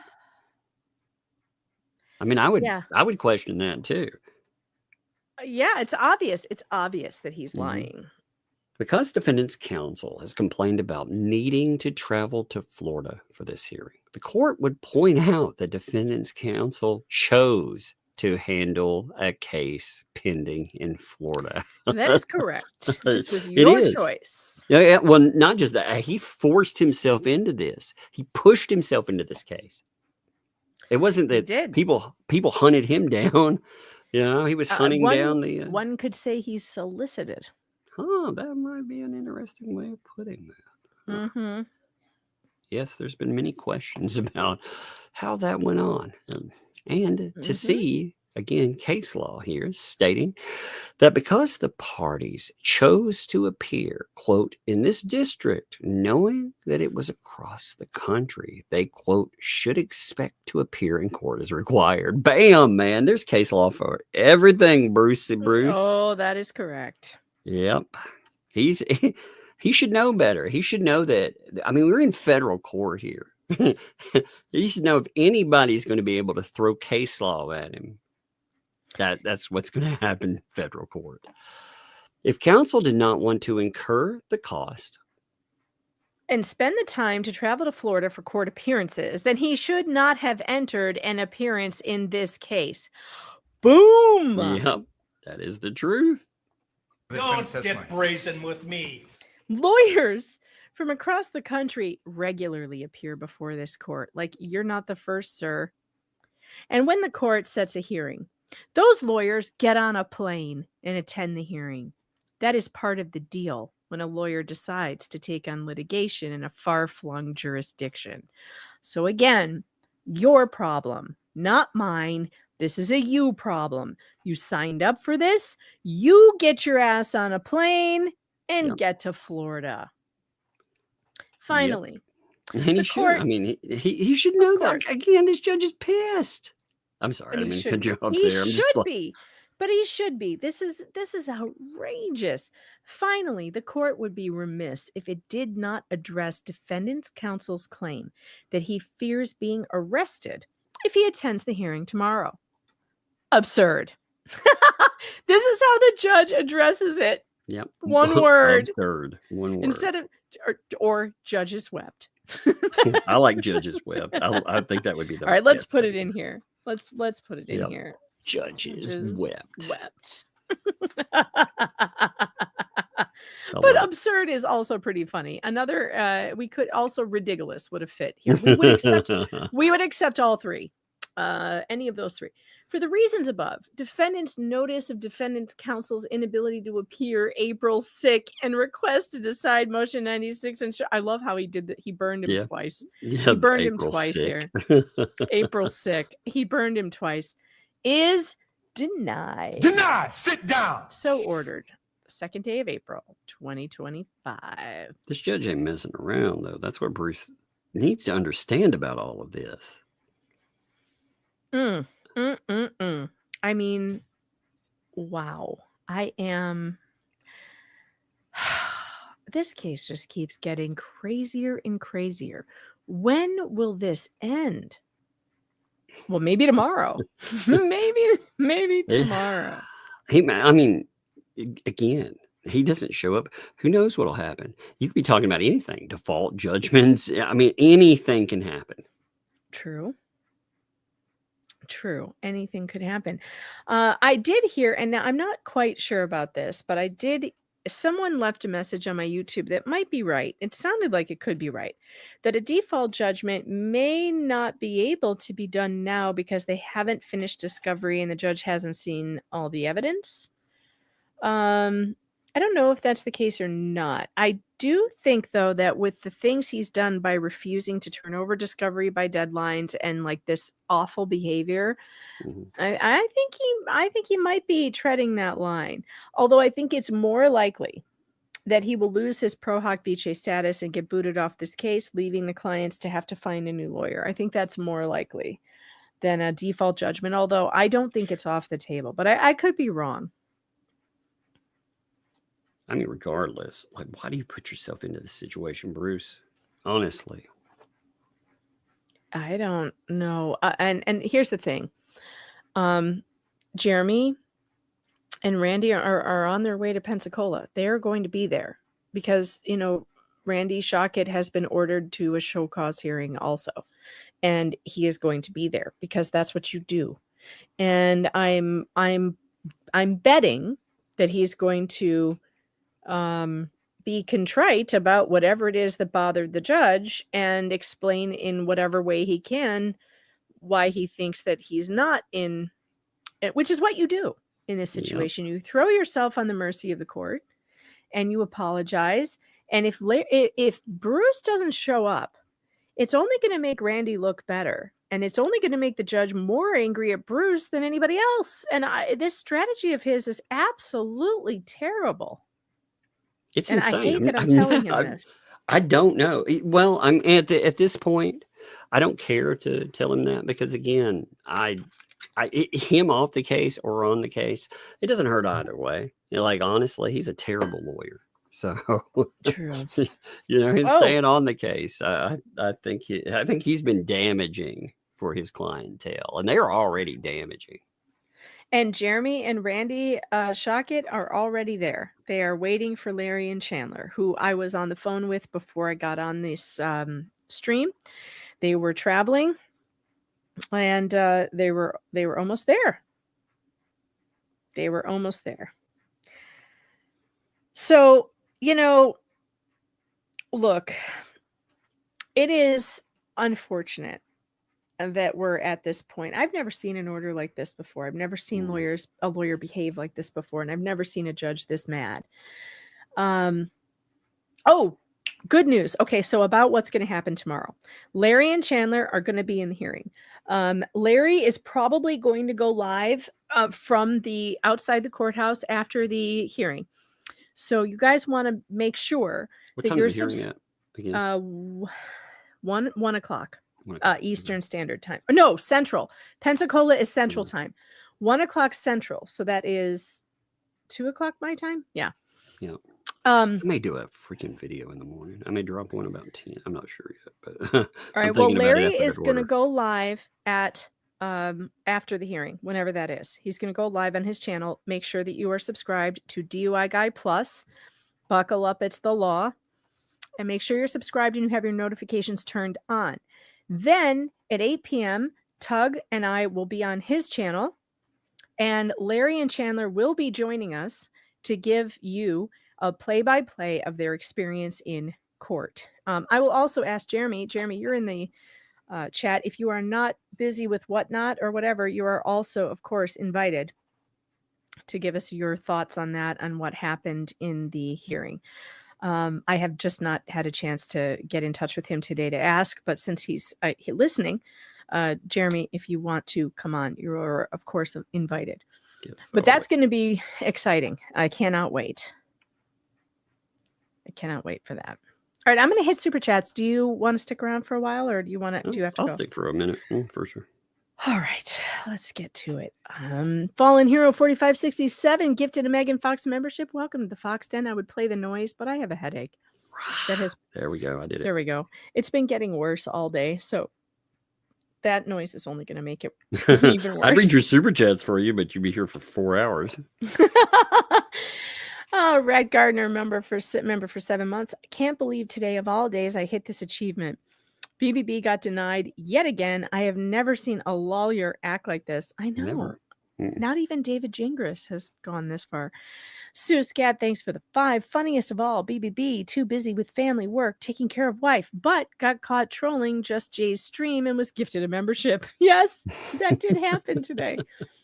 By the way, Just Jay Hip had a live stream before the show, and I did not get a chance to listen to it, but I am going to catch up on it. And I just caught most of it. It was pretty. Did you? Was it good? Yeah. Oh, yeah. God, I love his broadcasts have been so great. They have him and Starcasm have got me rolling, and I cannot tell you. I'm so glad that I have someone who's making me laugh this much, because I've really needed it lately. I need to laugh, and it's great to just listen and relax while I just giggle. It's great. And I just appreciate that so much. So Just Jay Hip, if you're not subscribed to him, you definitely need to, because his streams are nothing but absolute hilarity. It's so funny. He has been making fun of the ecosystem for being ridiculous, or ridiculous. If you know, you know. And it has been an absolute joy. It has been so much fun. And today, Deuce got caught in hanging out and trolling because he got gifted a membership. That's amazing. Don't they know not to subscribe? If they don't want people to know that they're hovering in a stream, you don't subscribe. You can't be gifted a membership if you're not a subscriber. BK, thanks for the 10. Hope and pray BBB ends up with sanctions, loses his law license, and goes straight to jail for his BS. Prayers to Megan and Tug and your family. Hope and pray everyone is getting better. It's a slow process, but things are moving in a good direction over here, so we're okay. Janice Wingfield, thanks for the 10. Deuce is lying about his wife and himself. Wifey has pics of her carrying a golf bag and playing golf with Deuce. Oldest daughter is 21 and driving, can take sister to school. Deuce travels out of the country. About the photographs, we don't know when those were taken. We don't know when her injury occurred or if it occurred. I don't know. It just sounds dubious to me, just like the judge said. Dubious. I have my favorites. Tammy's cuz, thanks for the 5. I wish he would have stuck around in Just J-Hib's chat because I wanted to ask him if he was going tomorrow. He got a membership. It's funny that everyone saw that. Max Lab, thanks for the 2. Hey, Megan. Hey, Max Lab. And thanks for all your hard work out there. Appreciate you. Dalker, thanks for the 10. I foresee a judgment for JH and BBB with a bench warrant issued. It's very possible. It's very possible that bench warrant will happen. Jim Dara, thanks for the 5. BBB must want to be indicted into the Guinness Book of World Records for the most denials in a federal court case. There's a lot of them. That is true. Dwayne Rapp, thanks for the 5. Bruce, be happy with your new gifted membership on JF. Rat says 67. Thanks for the 2.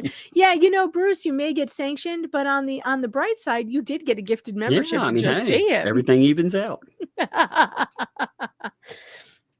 Rat says 67. Thanks for the 2. Meg, Tug of Fire is Mrs. Manskin the mole. I don't think so. Caroline B, thanks for the 5. Denied. Sit down and shut the bleep up. Yeah, I'd play the button again, but again, my head is hurting. Janice Wingfield, thanks for the 10. BBB traveled out of the country numerous times because wife is from Armenia. Photos of other vacays.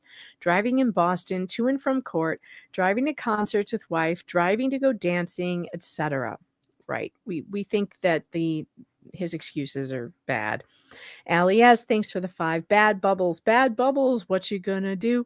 What you gonna do when they come for you? Bad bubbles. I love it. That's hilarious. Thank you, Allie. That's perfect. PDW gifted 1 Megan Fox membership. Welcome to the Fox Den.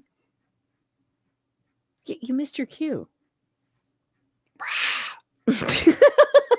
There it is. Slug Entertainment, thanks for the 2.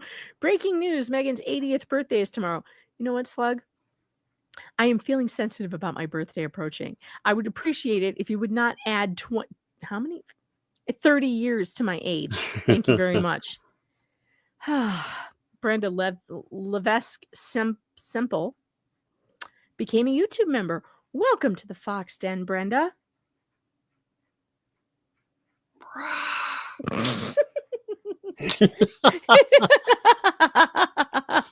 Passive aggressive silence. It's weird in here. You'll get over I didn't realize I become the soundboard. I did it one time. It was like, well, by the way. Yeah, it's now you have to do it because my head hurts and that doesn't hurt my head. Jackie Gammon, thanks for the 2. 4 a.m. Marshals pick him up and give him a free trip. Well, that's the one benefit is if the U.S. Marshals come for him, they will give him a free trip to Florida. So he won't have to pay for that. But then he's probably going to get sanctions on top of it. Rat says 67. Thanks for the 2. BBB manifested his own destiny. Manifested. That's good. Aaron Patterson, member for a month. Looks like kidney stones lined up, waiting to be freed. Square bullet points and semicolons. Dear God, what is this hell? Thank you, Caroline B. Alias, thanks for the 2 pounds. Is his anxiety over the roof? His plane isn't. Just J-Hip, thanks for the 5. Will you please stop astroturfing me? Thanks for moderating my chat, LOL. These guys are idiots. Yes, I would just like to point out I have never moderated Jay's chat. I have a wrench so that no one can impersonate me. So anybody who I know who's a streamer will give me a wrench, but I don't do mod things. Streamers will usually mod other streamers so that ne'er-do-wells, like the person who tried to impersonate me and scam my viewers out of money, claiming that I needed it for the hospital or whatever. That's one way to keep people from doing that in other people's chats, is to give the actual person a wrench. And that's why I have wrenches on channels with people that I know. And it's that simple. Silhouette 1, thanks for the Canadian 2. Even Gingras wouldn't take that chance. I know it is unbelievable. Tim Davis, thanks for the 5. Note in the first sentence, because it was impossible to make, past tense. So it's possible now. I'm guessing BBB doesn't use Grammarly. Well, when the judge has to correct your grammar, yeah, probably not. All right, let's see. Iowa gal, thanks for the 5. If I was a betting gal, I would bet that BBB will present no proof of his court conflict for tomorrow. Oh, no, I'm sure he won't. Slug Entertainment, thanks for the 2. That was the least convincing thing I heard. That was about my daughter. Carol Anderson, member for 4 months. Thanks for the laughs. Well, you're welcome. I'm glad that we can give them to you. Jesse, thanks for the 5. You got a speed queen? Yay, so happy for you. Also, thanks for the laughs. Yeah, Mr. Fox surprised me with the go and buy the speed queen today. I always love that. God, that's the sexiest thing on earth when your husband says, go buy an expensive appliance. I don't know what it is that does it for me there, but I just melt. It's like the best Valentine's and birthday and everything rolled into one when you're not expecting it and your husband's just like, hey, go buy that thing you want. Go get the one you want, whatever you want. Oh, I love it. God, is it great. I love him. Janice Wingfield, thanks for the 10. Megan, did you know BBB's wife teaches yoga during the week, plays golf, works 2 other jobs, swings golf clubs, does it with a torn rotator cuff? Yeah, Maybe. I mean, they talked about all that stuff. So Yeah. it is kind of interesting. She puts it on Facebook. I mean, that's what her Facebook page says. So. Oh, man. The perseverance. She persevered. Just J Hip, thanks for the 2. Hey, dude. LOL. I know. I have tried to tell my son so many times, don't call me dude. Oh, man. I do that to like everybody. I say brother a lot, you know? But do your kids say it to you? I say it to my kids. I'm like, okay, brother. And I'm like, wait a minute. That's my girl child. Well, I call him Buddy. I call him Buddy, and I call him some nicknames. But I feel like you're treading on thin ice when you call me dude. Now they'll call me dude, just because it's coming from me, though, because I say it so often, to other people, and they hear it. No, my littlest one, it's funny. I've never broken this because it's funny and cute when she says it. You know, she gets in trouble. You know, the whole when they say yes and then like, yes, what? And then they're like, yes, sir. Well, she didn't understand the difference between ma'am and sir. So she would always yes, ma'am, everybody. So you'll hear, I'll have to do that one day. I'll be like, oh, yes, yeah. I yes, love ma'am. that. Yeah. It's really funny. I love that. DTG 1032, thanks for the 5. Just take my money, dude. Sassy Mama C, thanks for the 2. Based on Facebook, she was golfing today. Oh my goodness. No way. Michelle Natal, thanks for the 5. Jeremy debunked the wife. She's still teaching yoga. Also, Deuce used the same excuse, fear and threat of arrest in other court cases. No way, really? Oh, that would be, if anybody has those, send them to me. That would be great. Hell in a handbasket, thanks for the 5. Tore my rotator cuff in 2007. No surgery, still do everything like normal. Yep, that's how it usually goes. MJ Price 22, thanks for the 2. World Explorer, thanks for the 5 pounds. Bruce giving lies again.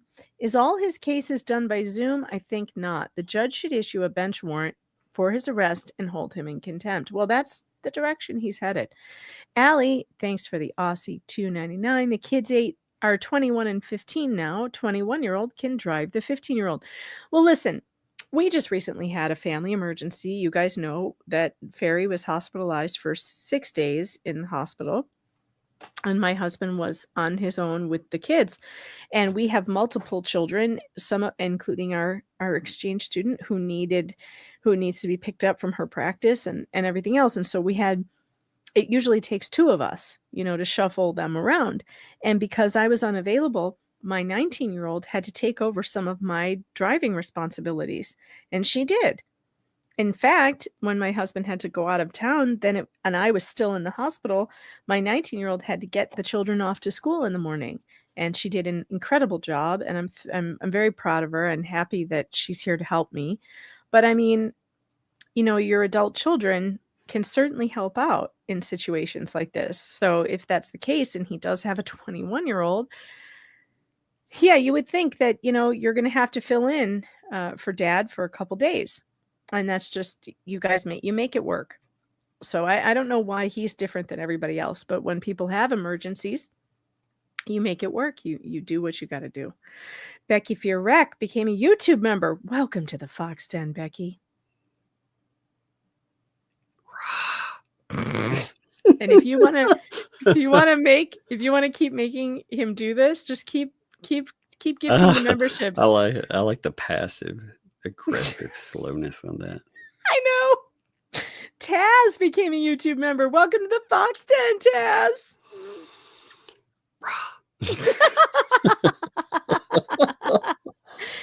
Carol, this is payback for you telling them to send square bullet points. That's what this is. You're gonna have to many more square bullet points. Carol Welch, thanks for the 10.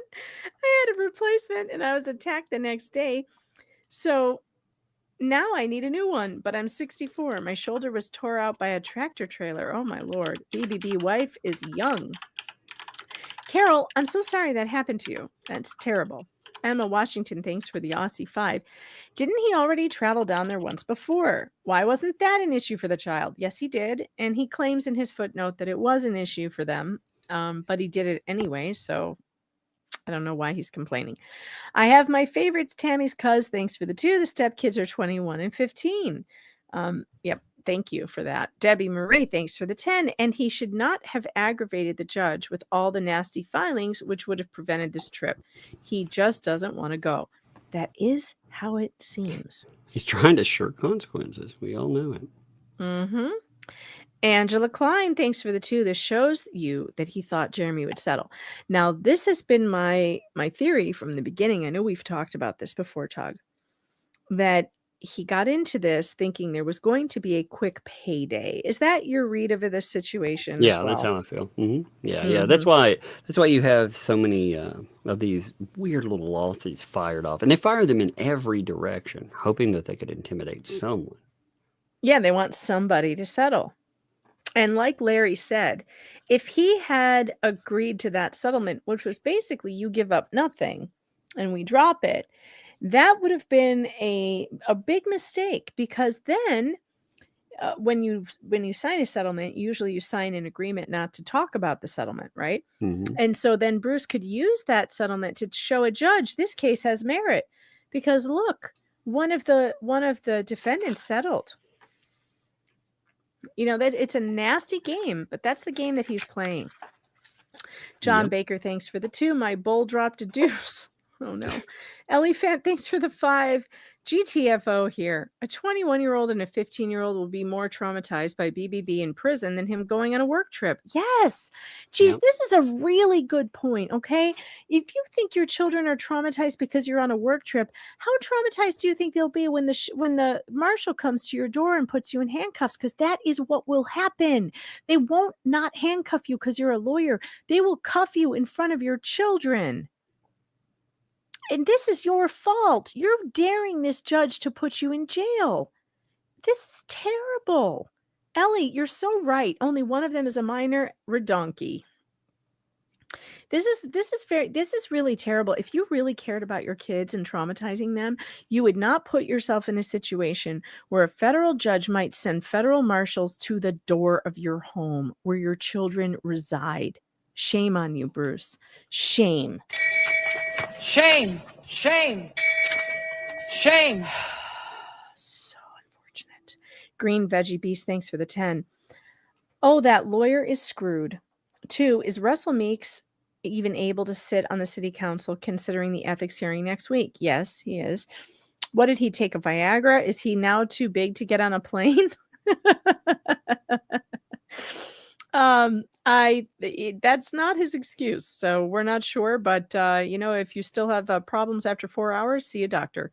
Ellie Fan, thanks for the 5. So about HG not being at town hall with her adult guardian, did they lock her up in the camper? CPS, do your job. I wondered the same thing. There were photographs taken of Lynette Preston and John Cook at the town hall, and there didn't appear to be a child with them. And they say that she's not allowed to be around anybody else, like who was watching her. I think it's a legitimate question to ask. And I don't understand why they can leave her alone sometimes, but not to go to court.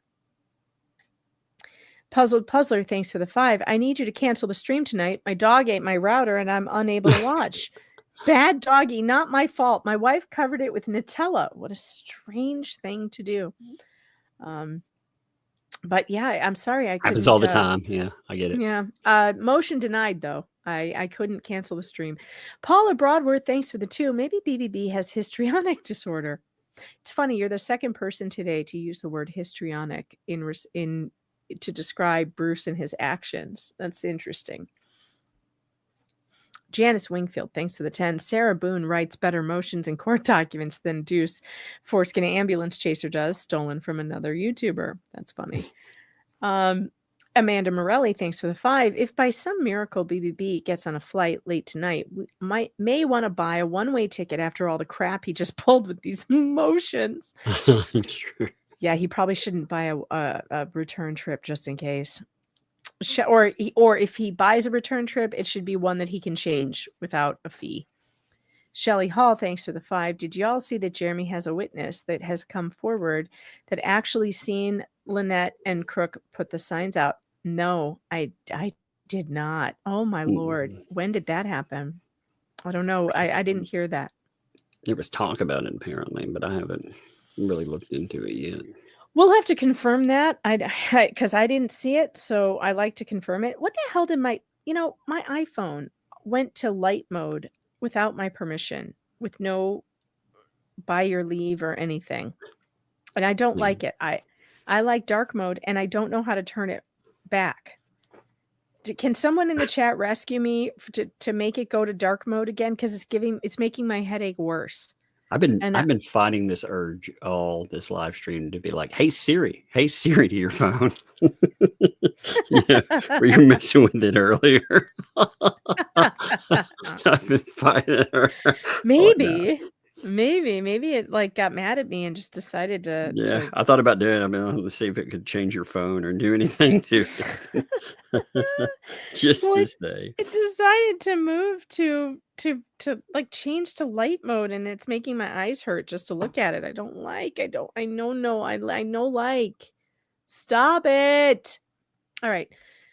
Puzzled Puzzler, thanks for the 10. I think he does whatever he needs to do to be perceived as a victim, just like his client, all the while creating victims, abusing others, and making excuses and blaming others. Yes, like attracts like. Birds of a feather, as they say, flock together. Jay Water, Roadless Wolf, member for 6 months, illegitimate ambulance chaser BBB, deserves to be disbarred from any court cases except his own.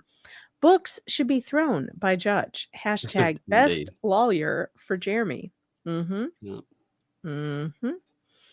Jack Miles, thanks for the 5. Megan, Jeremy now has an eyewitness willing to testify about Lycenet placing signs. Well, like I said, I will verify that. Maybe if Jeremy's in the chat, Jeremy can verify that for us. Bootsy, thanks for the Canadian 7. I expected Siri to say polymop. Oh, that's funny.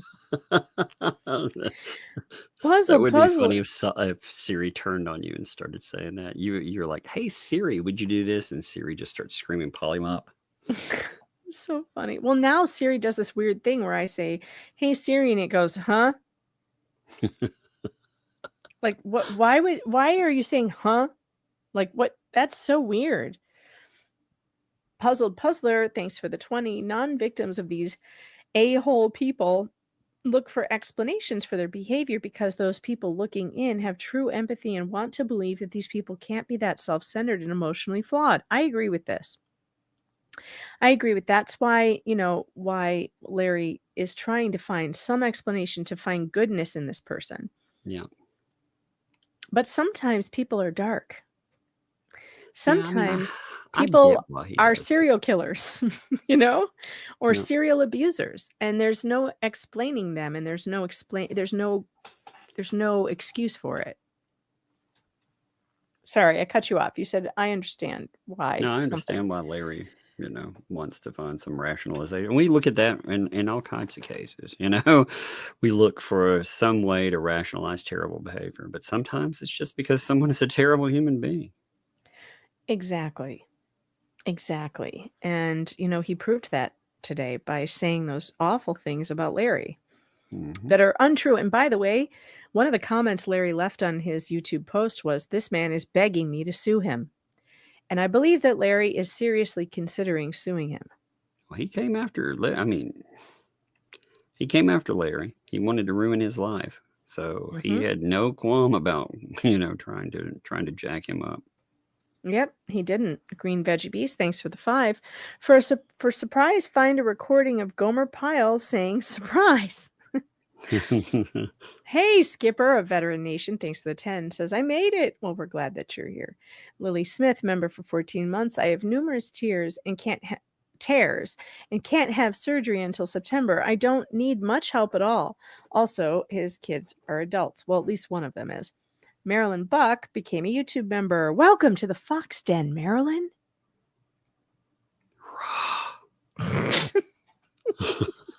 This will get awkward.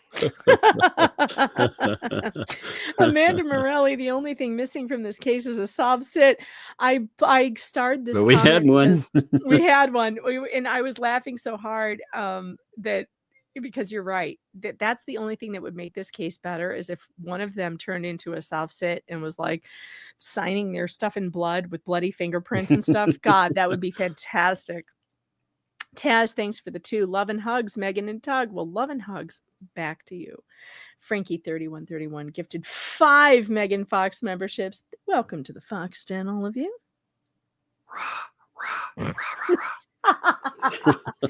Oh, you only have to do one. Buck Naked, thanks for the 5. Don't put him in jail, but GPS ankle monitor in order to stay in Florida since it's a burden to travel.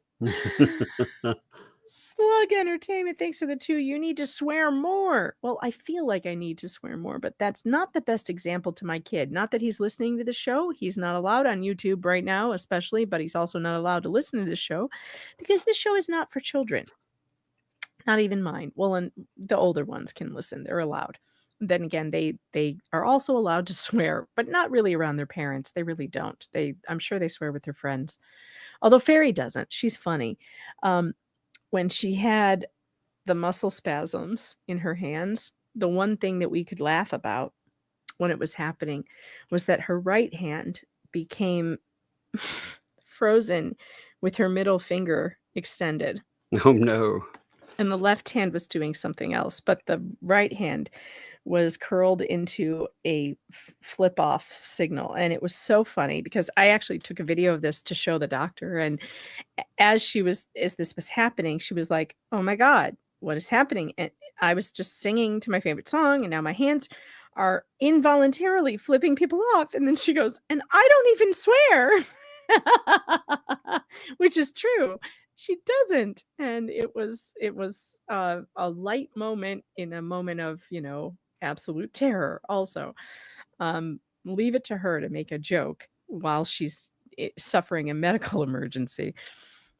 She's so funny. She's so funny. Keep her in your prayers, folks, because, dealing with all of this is really difficult. And we're going to be making some big decisions soon that will impact her a lot. And,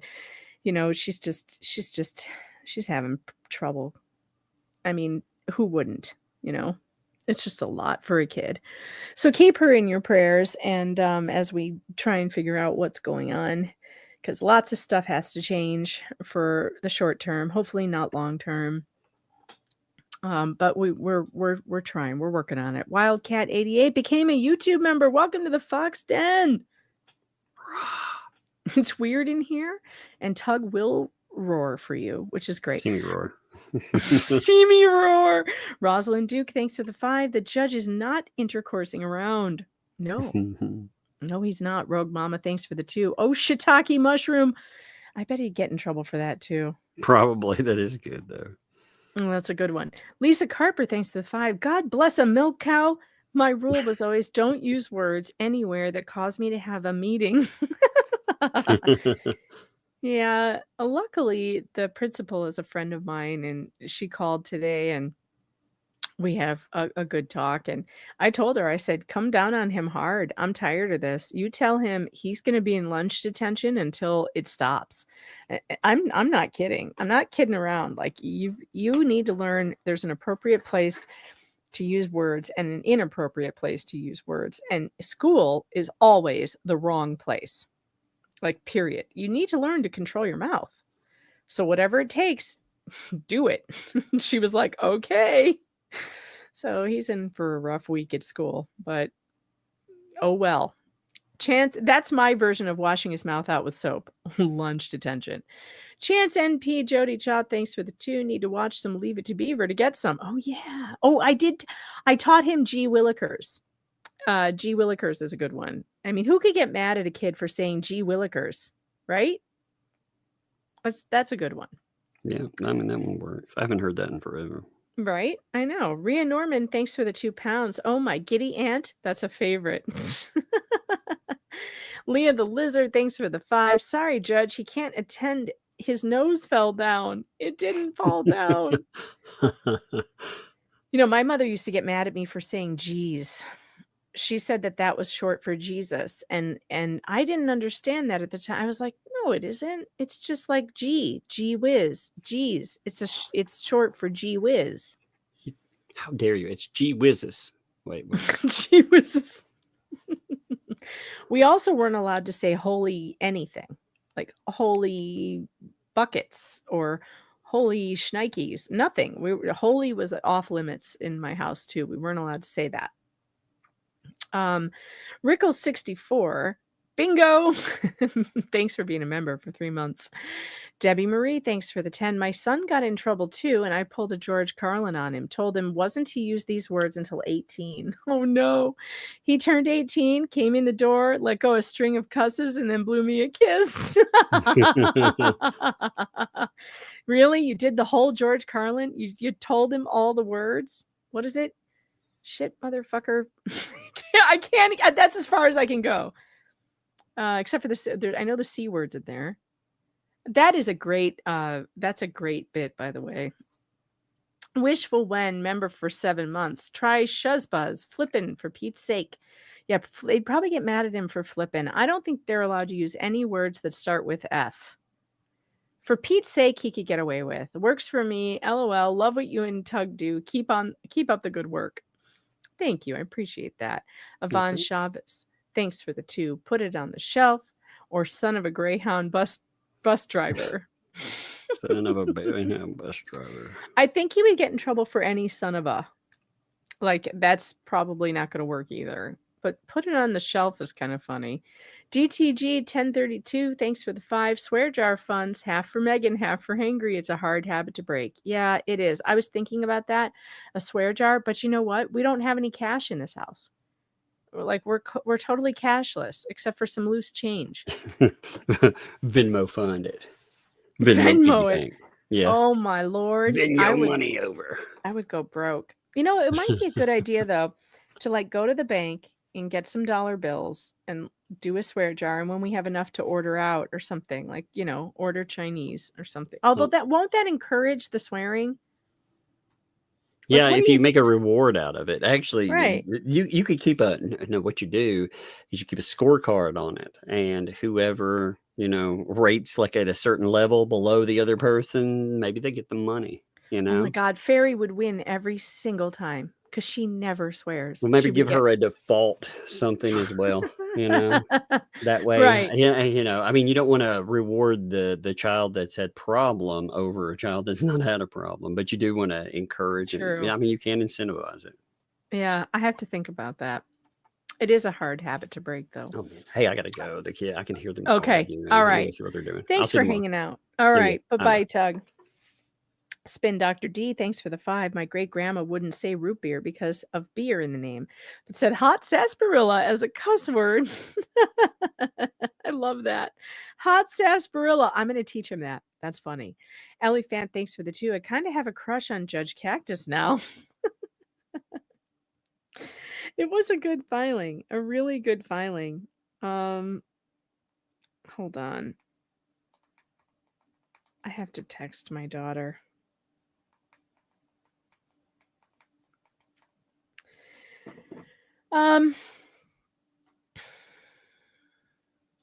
Spin Dr. D, thanks for the 2. Hangry's new curse word. Absurd.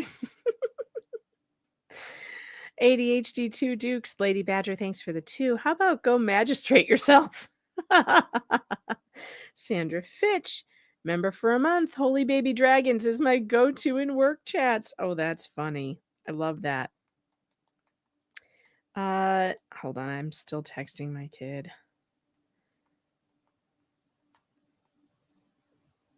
And blankets too. Did you get blankets? All right. Man Bear Pig, thanks for the 5. Will the 2 yuckos be able to claim to have had ineffective counsel and somehow drag this thing on longer by refiling? I mean, they could always make the argument. I don't know if it would work. I don't know. You know, that's a question for Larry, and we will ask him that question tomorrow when we have him on to talk about it. That save all your need a lawyer to answer a question for tomorrow. That's a good one. Time Lord, thanks for the 2. BBB is going into the storage locker biz. Sherry Shoke, thanks for the 5. Bruce to his family, I'm leaving on a jet plane. Don't know if I'll be back again. Yep. Thanks for the 10. The judge is getting a tiny fornicating taste of what Randy and the planet has been putting up with, all the bull manure from BBB. Sheesh, fornicating otter barrier. Freaking. Hey, good work with all the alternative swear words there. Yvonne Chavez, thanks for the 5. Another good one that husband always said around the grandkids. Freddie Farkle. That's funny. Vice Baby became a YouTube member. Oh no, Tug's gone.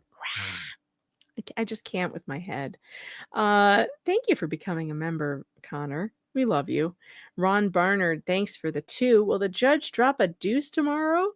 Oh boy, I don't know, but we're going to all be here to witness it. Sandra Fitch gifted 5 Megan Fox memberships. Welcome to the Fox Den, all of you.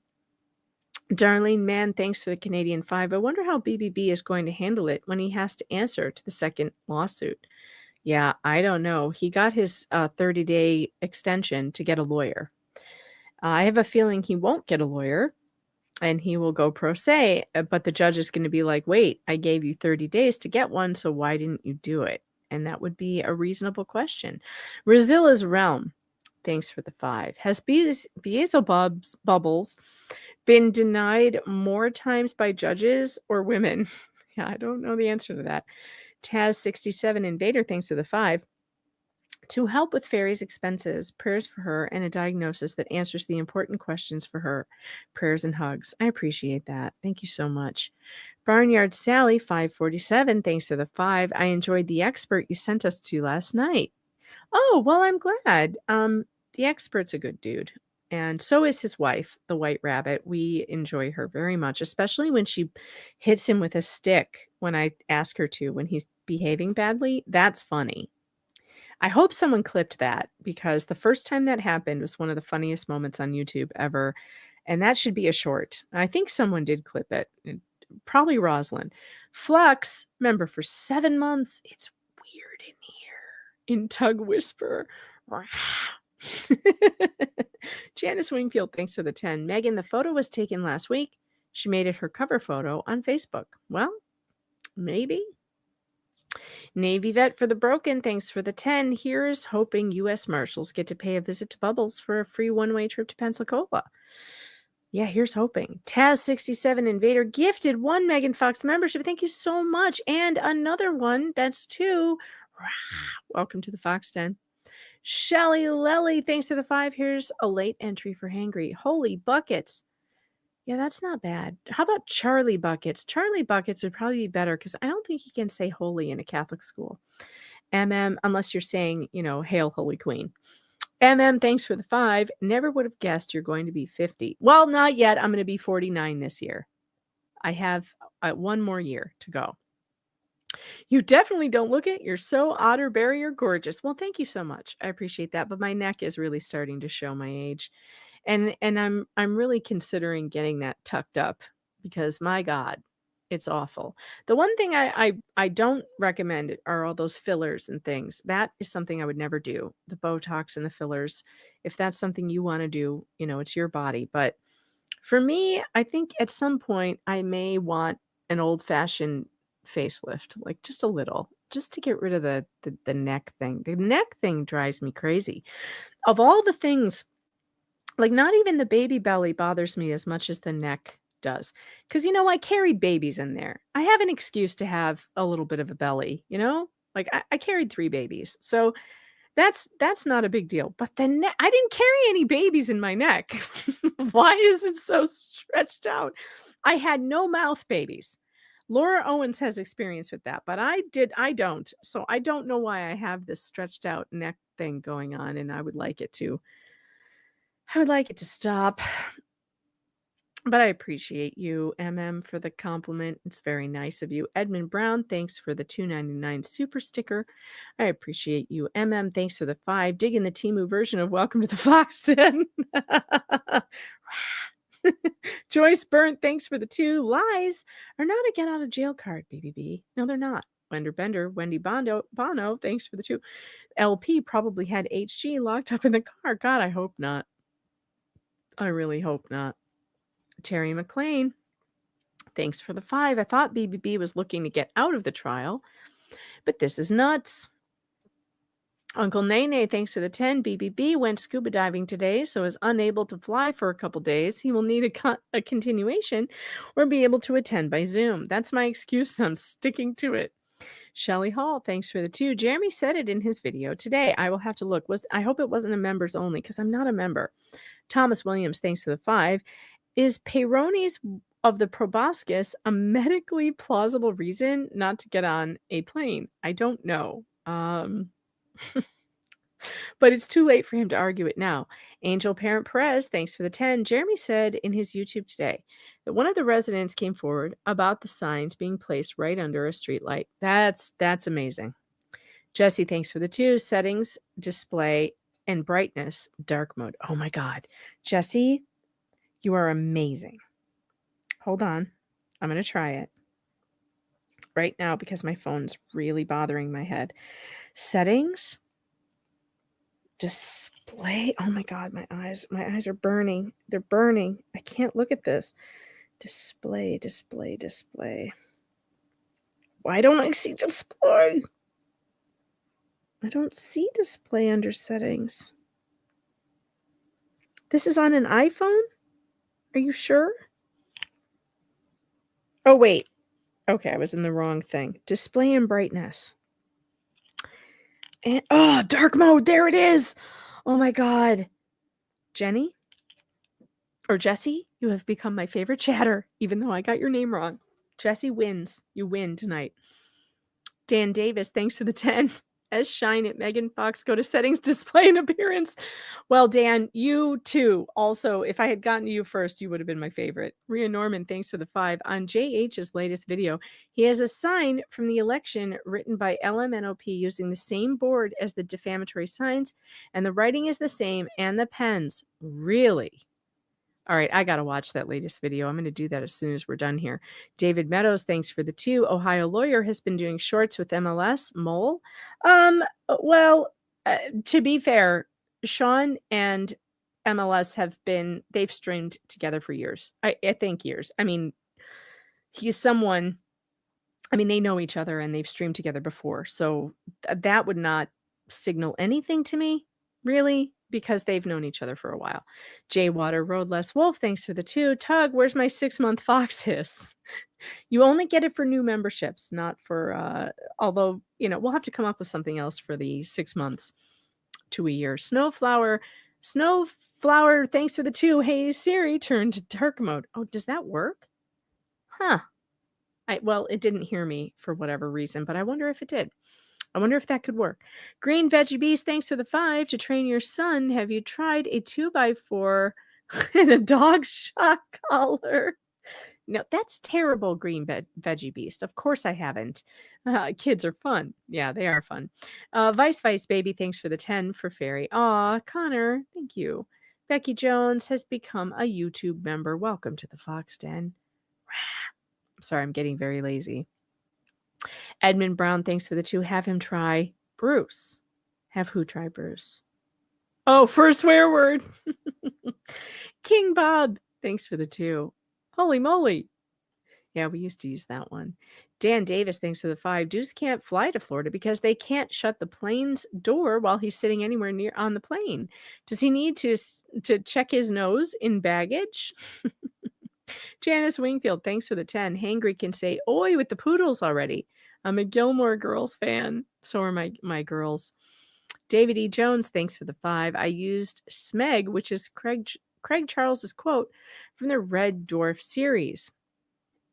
Interesting. K-Mat Red Queen, hey, good to see you. Thanks for the 10. Make it a chore jar. Every time you are caught swearing, you place your name in a jar at the end of the week or month. You have to do the job nobody wants to do. Picking up dog poop. That is a great idea. And instead of dollars, you put your name in the jar. I love this. This is brilliant. You have now replaced Jesse as my favorite chatter today. K-Mat Red Queen. Sorry, Jesse. I'm fickle like that. Navy vet for the broken, member for 5 months. I told my great-granddaughters to say, shut the front door instead of cursing.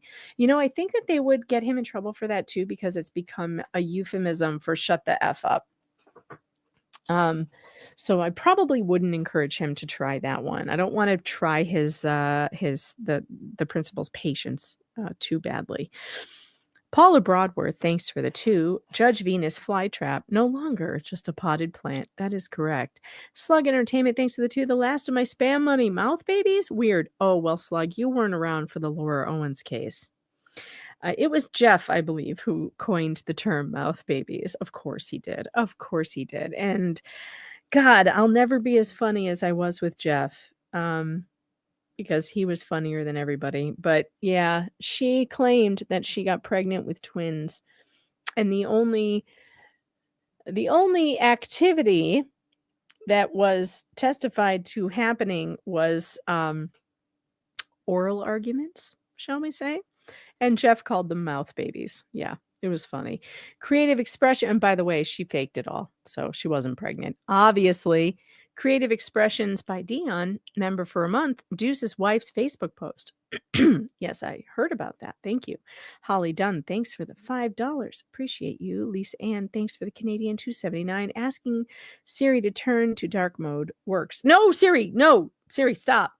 Go away. Don't make me say it out loud. Okay, dark mode. Damn it. Okay, well, at least it's still dark moded. Okay. All right, great. All right, that was the last one. Thank you so much. Let me check. Let me check Cash App and Venmo just in case. I do love Cash Apps because I use that account for my massage therapy, and that is happening this Friday, actually. And so it's great that it goes right there, and I can just pay directly, and that is what I use it for. And also I used it for takeout at the hospital, actually, which was great. Okay, we're good on Cash App, and let me see Venmo just in case. I don't want to miss anybody. Taryn sent 5 on Venmo and said, how about fornicate a waterfowl? I think he would get in trouble for that. And Fran sent 50 on Venmo. Thank you so much. And said, enjoy your channel on YouTube. Oh, thank you so much, you guys. I appreciate that. And those of you on Rumble, I should actually go over to Rumble and make sure I didn't miss any rants over there. I don't want to forget the Rumble ghetto. I can see your chats now in StreamYard, but I can't see, for whatever reason, cannot see Rumble rants. They have not fixed that yet. I don't know why. Okay, we're good on Rumble. Nobody's got any money over there on Rumble, so I usually don't worry about it. No shade to Rumble and the pores over on Rumble. No shade. I mean, my dad would make fun of you, but I won't. I would never do that. That would be horrible. No, I'm just kidding. I love you all. And all of you who can contribute. It's such a wonderful thing when you do and support the show. And it makes it possible for me to give this content away for free for people who can't And that's great. I love the way that YouTube does that. All right, guys, I am going to redirect you over to Shizzy Wiznut, who I believe is live at the moment. And in the meantime, while we are waiting to go over there, I'm going to leave you with a song. Oh, yes. Yes, I am. Good night, everyone.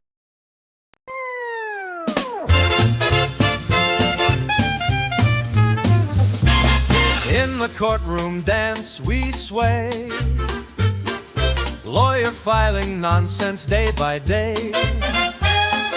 Motion after motion, here we go, bringing chaos to the show. I pound my gavel, he won't quit. Every argument just doesn't fit. He struts around with slick panache, turning law into a flash. Stop these motions, can't you see? Filling up the docket endlessly. Find a case with substance, please. Let this judge at last be free. Backup singers harmonize with a chorus of lawyers' cries, filing papers high and low, turn the law into a show. Drummets flare in sync with pain. Every page drives me insane. Courtroom chaos night and day. Just make these motions go. Stop these motions, can't you see? Filling up the docket endlessly. Find a case with substance, please. Let this judge at last be free. Backup singers harmonize with a chorus of lawyers' cries, filing papers high and low, turn the law into a show.